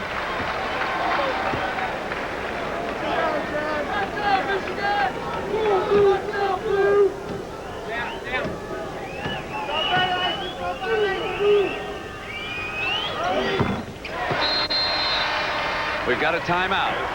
We're at the 4-minute mark. 64-61, Michigan. For an interim coach by the name of Steve Fisher, the next 4:07 could be an eternity. He has 3 timeouts, as does P.J. Carlissimo. No fouls to give. In case of a hell ball, it'll go over to Seton Hall. He took over 5 games ago from Bill Frieder. And this sign moments ago was raised in the Michigan cheering section, and Angie, seated nearby, certainly would second that thought. I spoke with Bo Schembechler just before it began. There will be no announcement tonight regardless of what happens. Said Bo, he will get the first interview. That was it. That's nice of him. And now it is Rice. Over to Higgins. They get it in and work it around the perimeter, bringing each of the big men out here to handle the ball and then send them back down low on the exchange. Mills works his way in now for the good shot. Beautiful play by the Wolverines. Brent, if Bo would win the national championship in football, would he get the first interview possibility to retain his job as football coach? Oh, give me a break. Traveling.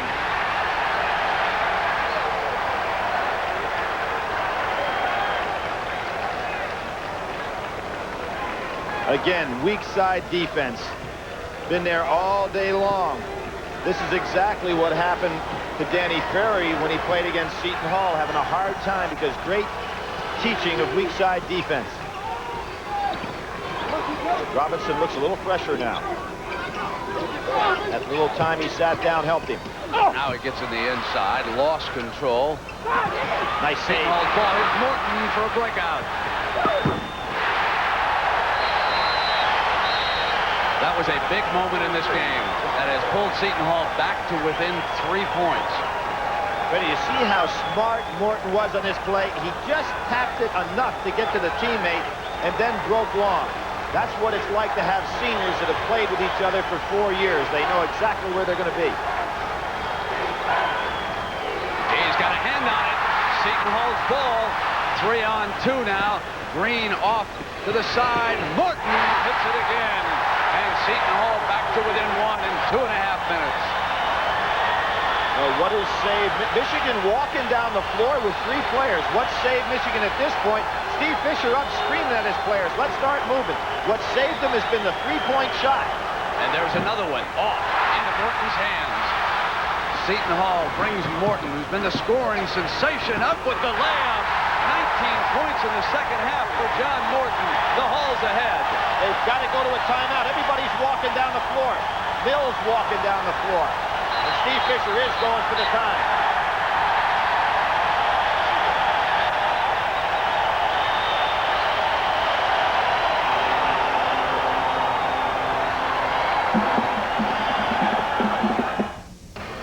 This is the graphic that we showed you earlier.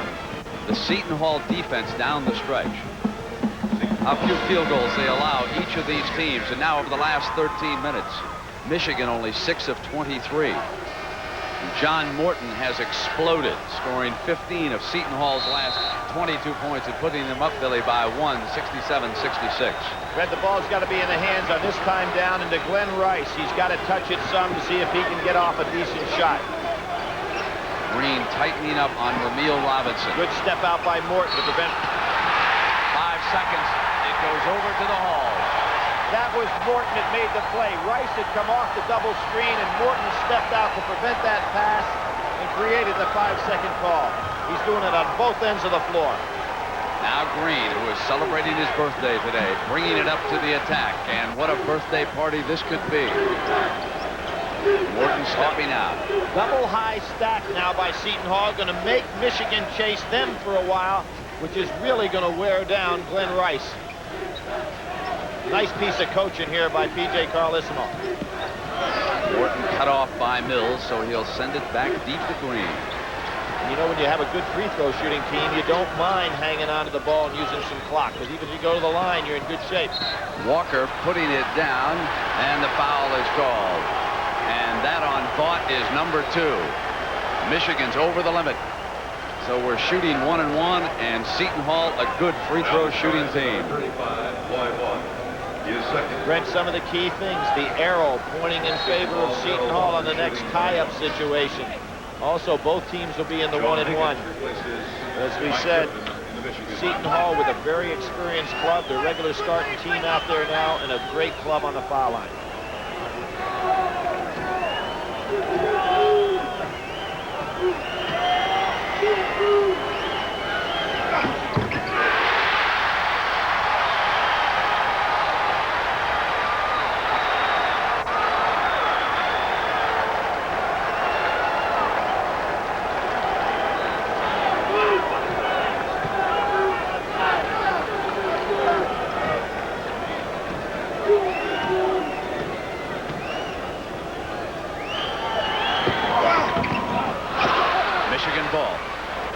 Wolverines have turned it over on 3 of their last 4 possessions. They trail it by 2. Rice with the 3. Michigan leads on Rice's 3-point shot. 29 for the game. Morton, he's alone as Rice slipped and he's short. Michigan's ball underneath. They've got to give it up. There's a differential of about 6 seconds on the clock, so they can't hold it to the end.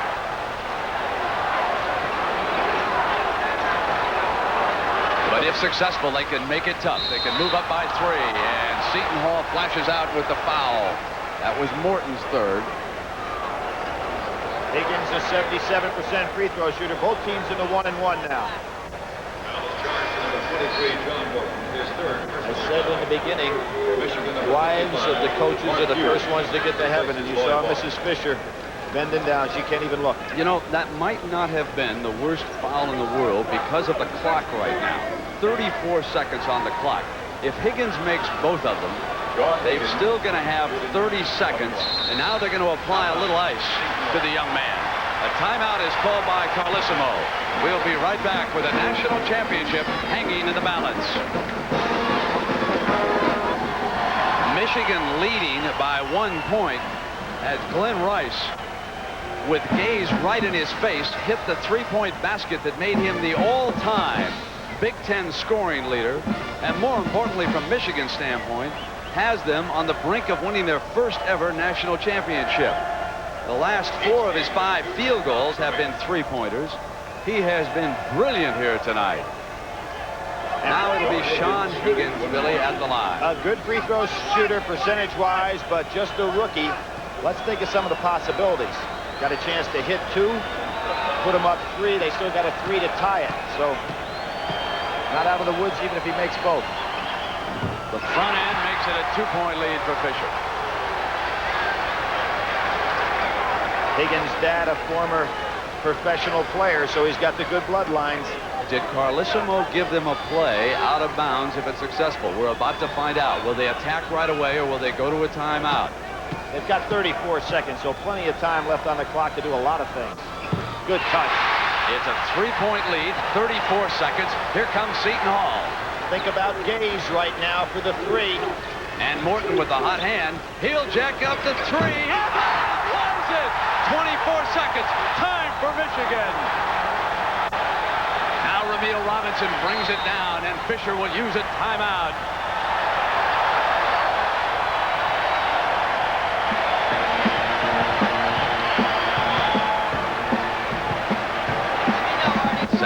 Seconds remain.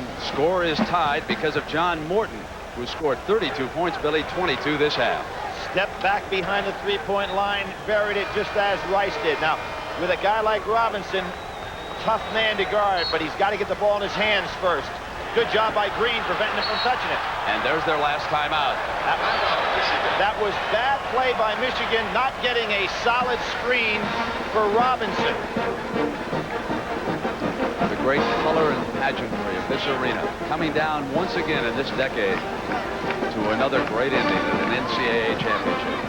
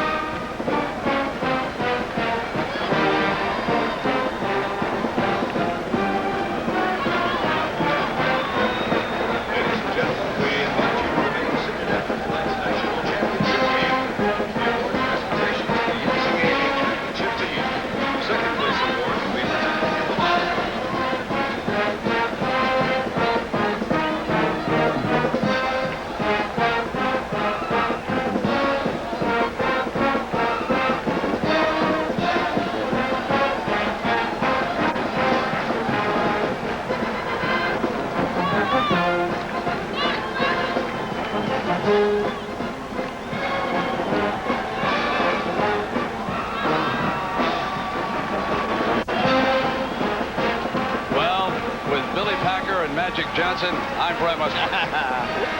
Here we go again. Michigan led it by 12, 51-39 at the 14-16 mark, and then John Morton started to blaze away. Brent, unlike Magic's game in the NBA, you can throw the ball in the backcourt, but they needed to set a screen from Ramil Robinson. Now he's with Green all alone. Very dangerous play here. They get it into Robinson's hand, bringing it down. The final seconds ticking away. Might as well clear out for him and let him take his man. They're going to look for Rice, too, if he can flash. He's going to go to the other side. He comes out high. He's got Gaze on him. Gaze with him. Rice shoots. Rice doesn't get the roll. We're going to go to overtime. First time since '63 when Loyola and Cincinnati went OT.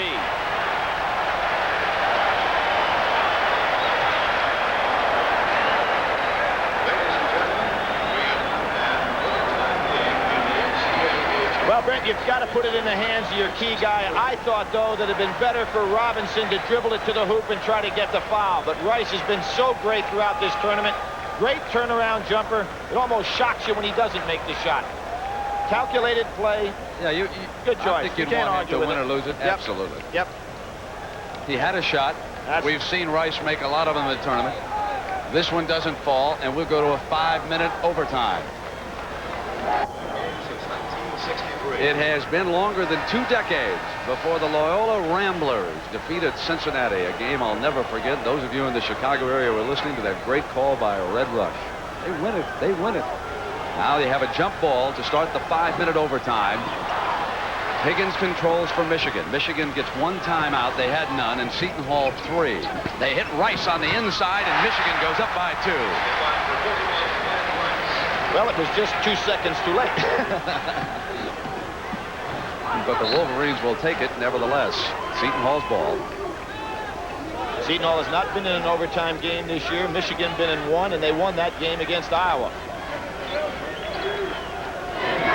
Including that first overtime game in the history of the NCAA, Arnie Farron back with Utah MVP, and they won that one. Green hits Gaze, bringing Higgins out with him. On the switch, Robinson will take Gaze. And the hot man has been John Morton. Rice watching him. Clear out for Morton. Takes it into the paint, not there. He and Ramos play catch. Now with the shot clock running down, Gaze bangs in a three, his first field goal of the game, and it came in overtime. And Brady just hung around out on the side and lulled Ramil Robinson to sleep.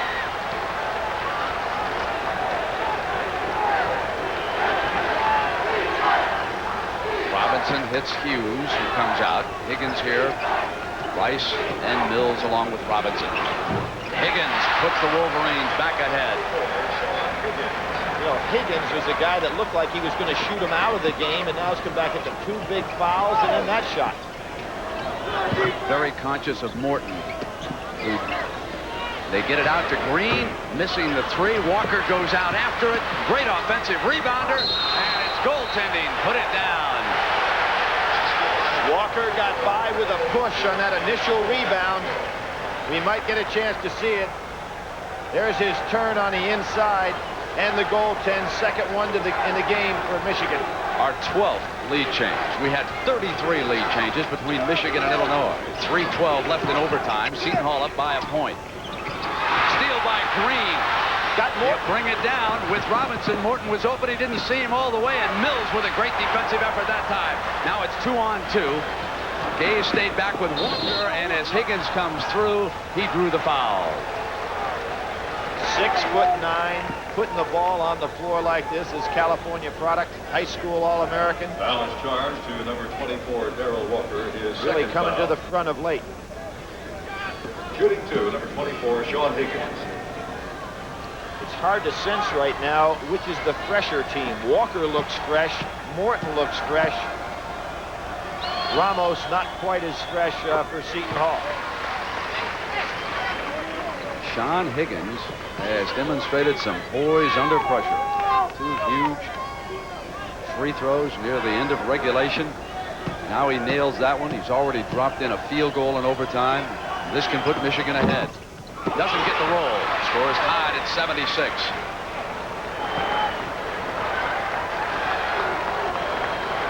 See if PJ goes to that double high now and going to force Michigan to chase. Morton, he's got another one. 35 points. And a 3-point Seton Hall lead. 2.5 minutes. Ramil has been quiet on penetration, Brent. I think he's got to start putting that ball on the floor and go inside like he did in the first half. Move to Higgins. The 3 is short, and Morton's there. And now you can see that signal of the P.J. Calissimo putting his hand on the top of his head. They're going to play their double high delay game right now. It's impossible to steal the ball on this.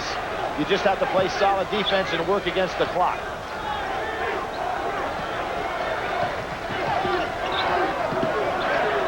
Back into Gaze's hands, and they work it around with plenty of time on the shot clock.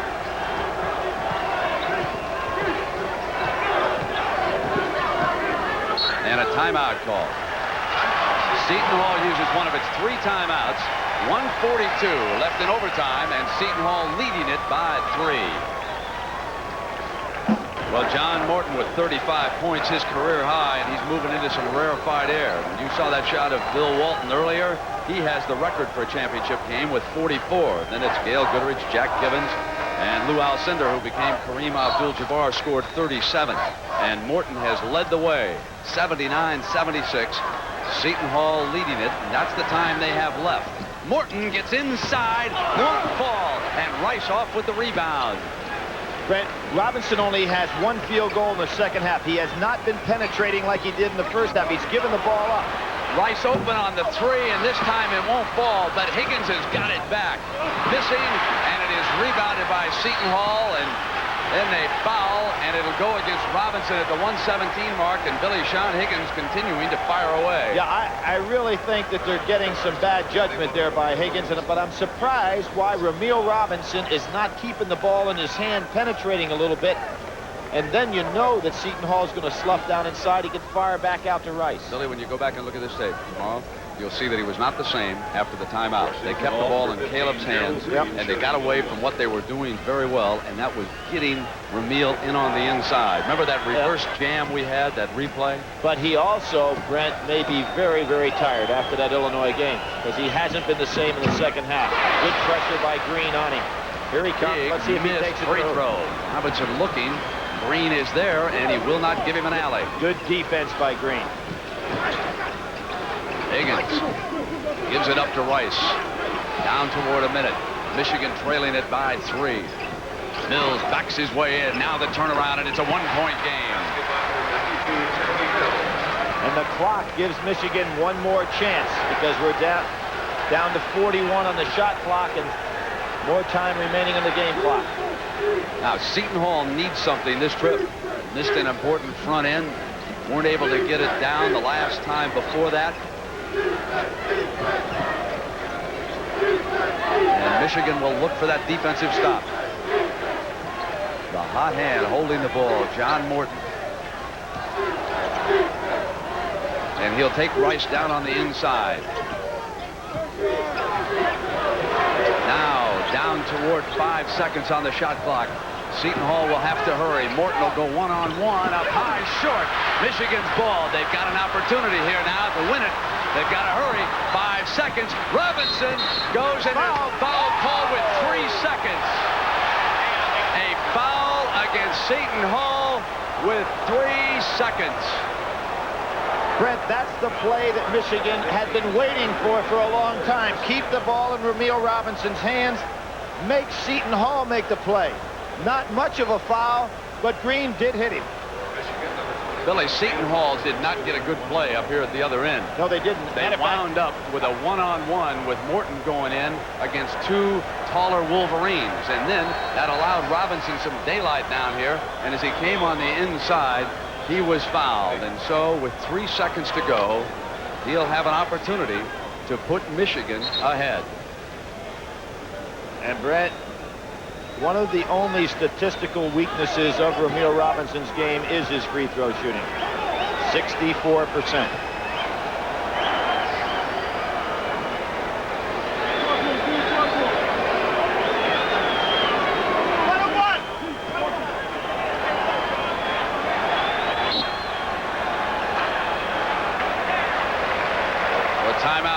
Used by Seton Hall, applying a little more pressure with that timeout, and we'll be right back. 3 seconds remaining in the NCAA's first championship overtime since 1963. Ramil Robinson, the point guard, and they're the parents who raised him in Cambridge, Massachusetts, with an opportunity to put Michigan ahead. It's a 1-and-1. He'll shoot the front end right here and get a second free throw if successful.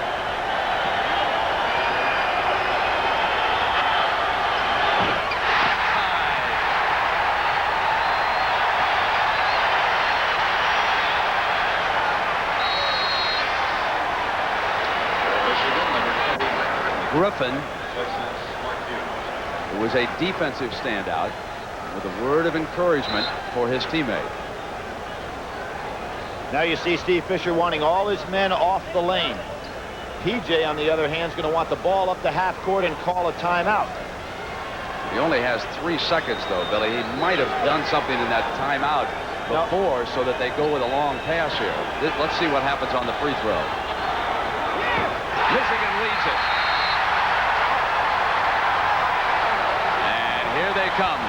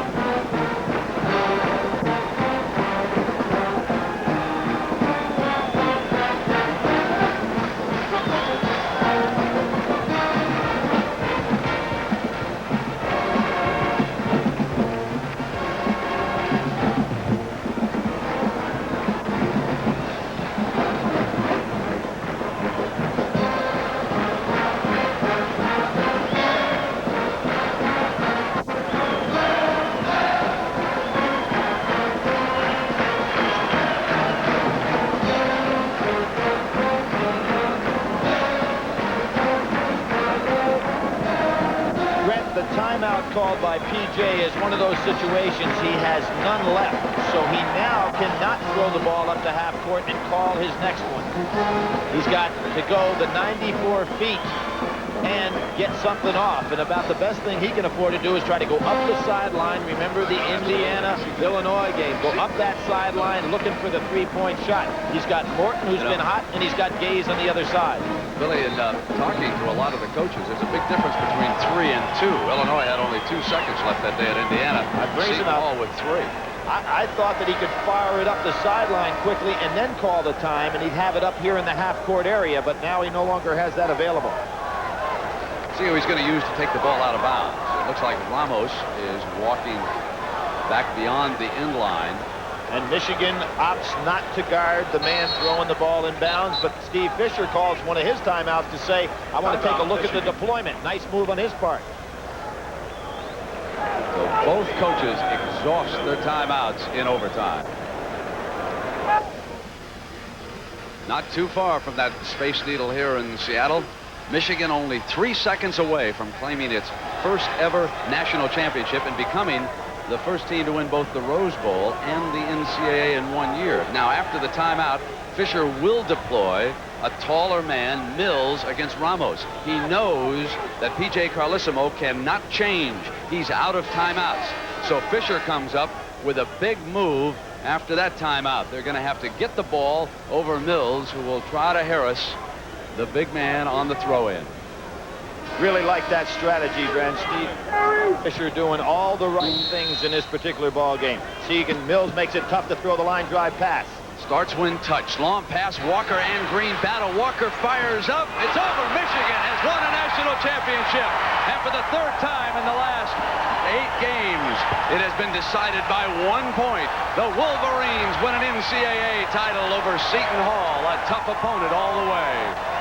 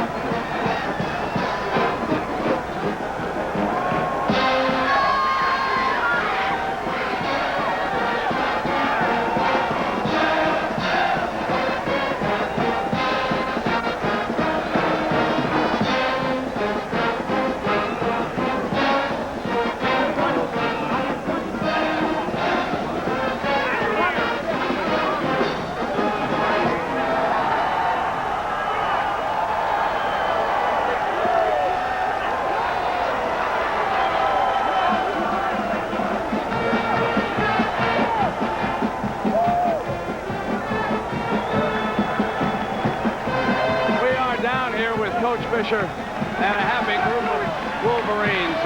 Coach, just a tremendous emotional game tonight. I know you were on a roller coaster all night long. Your thoughts now about what you've been through with this group of athletes? I am the happiest man alive right now, Brent. I'm just so proud of every one of them.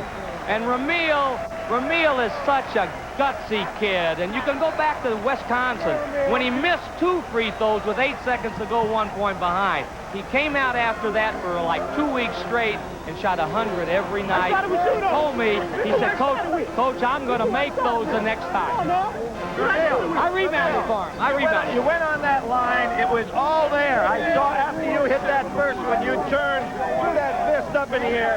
What did it feel like to know that maybe you had won that national crown? Well, it felt so wonderful. Wisconsin let the team down because I missed 2 a one-on-one. I just didn't want to let them down this time. They played a great game, though.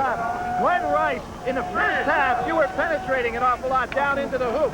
The second half, you weren't. Were you kind of worn out? No, I wasn't worn out, no. I figured I was taking the game too much to myself, and I wanted to get the other guys into the game. And, I knew I couldn't win just by shooting the ball all the time. You had to get the other guys into the game. We got some of the game, particularly Glenn Wright. Coach, on the last time out, you elected to go back with Mills to pressure Ramos. Why did you make the change? Well, we wanted a big guy up on the ball. We said, let's come out, see what they're set in. Terry, you go back to midcourt like we're not going to guard the ball, but we intended to guard the ball all along. Coach Fisher, I think we'll be able to replace that interim tag sometime soon. Let's go hear from Leslie Visser and Bo Schembechler. Bo, it's an emotional moment, but what are your plans for the head job at Michigan? Well, we'll go back, and I think we ought to interview Steve Fisher, and we'll certainly do that. It's a great day for Michigan, our first national championship, and the team was magnificent. Steve Fisher did a great job. That's great. Congratulations to you and to Steve Fisher. Back to you. Thank you. All right, Leslie Visser, the decade of the 80s has been a decade of championship classics. No better way to close out the 80s than this overtime classic tonight at the Kingdome. Back in a moment. The Michigan Wolverines are the national champions with a one-point victory over Seton Hall in overtime. And the Pirates' final shot at the end of this game is Coach Steve Fisher has won the national championship. Going the length of the court. And Darrell Walker would have one last shot to try to win it for Seton Hall. An 80-79 victory for the University of Michigan. And the Chevrolet Most Valuable Players, Ramil Robinson, with the free throws with 3 seconds left. It's the honor for the Wolverines. And John Morton, 35 points, the 5th highest total in a championship game for the Seton Hall Pirates. And right now, let's go down to the floor for the award presentation with the public address announcer, Frank Fallon. Your attention, please, to present the championship awards tonight, the chairman of the NCAA Division I Men's Basketball Committee, Mr. Cedric Dempsey. Ladies and gentlemen, on behalf of the Division I Men's Basketball Committee, I am privileged to present the 1989 championship trophy to the University of Michigan and the head coach, Steve Fisher.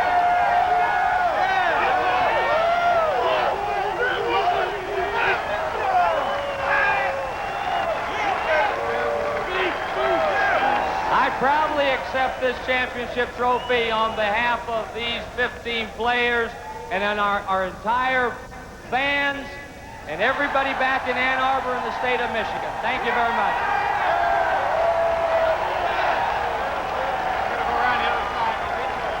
Steve Fisher becomes the most famous fill-in from the University of Michigan since Gerald Ford. We'll be back right after this.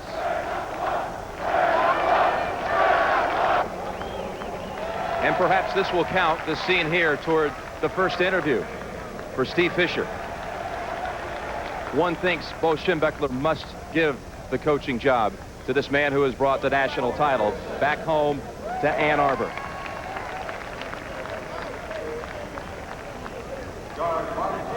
So we closed out the 70s with Michigan State taking home the crown, and we say goodbye to the 80s in college basketball with Michigan being the national champions. Michigan State in the 70s, closing it out, Michigan in the 80s. And so we say so long to Seattle and look ahead to next year in Denver.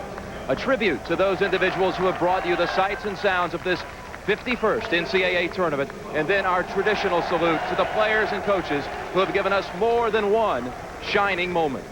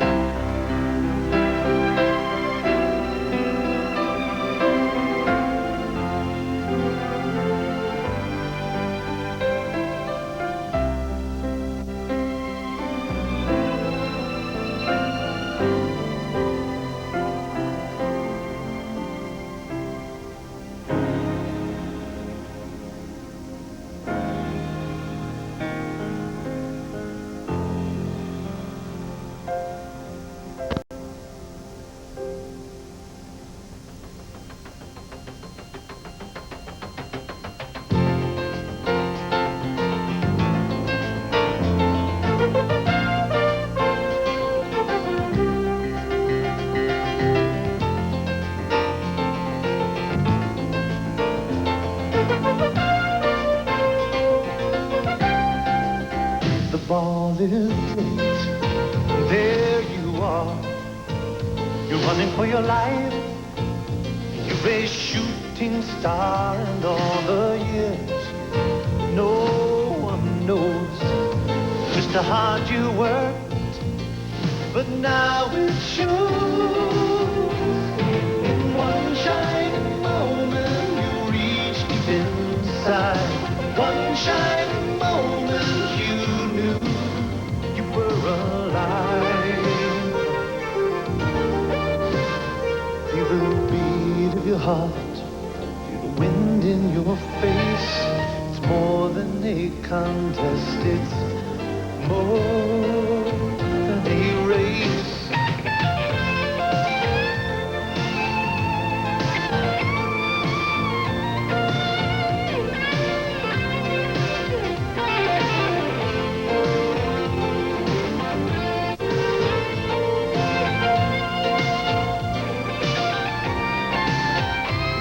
It's done, win or lose, you always did your best, 'cause inside you knew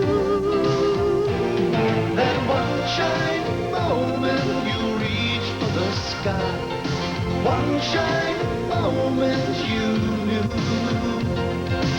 One shining moment you were willing to try.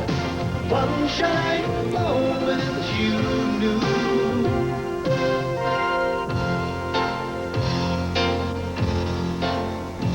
One shining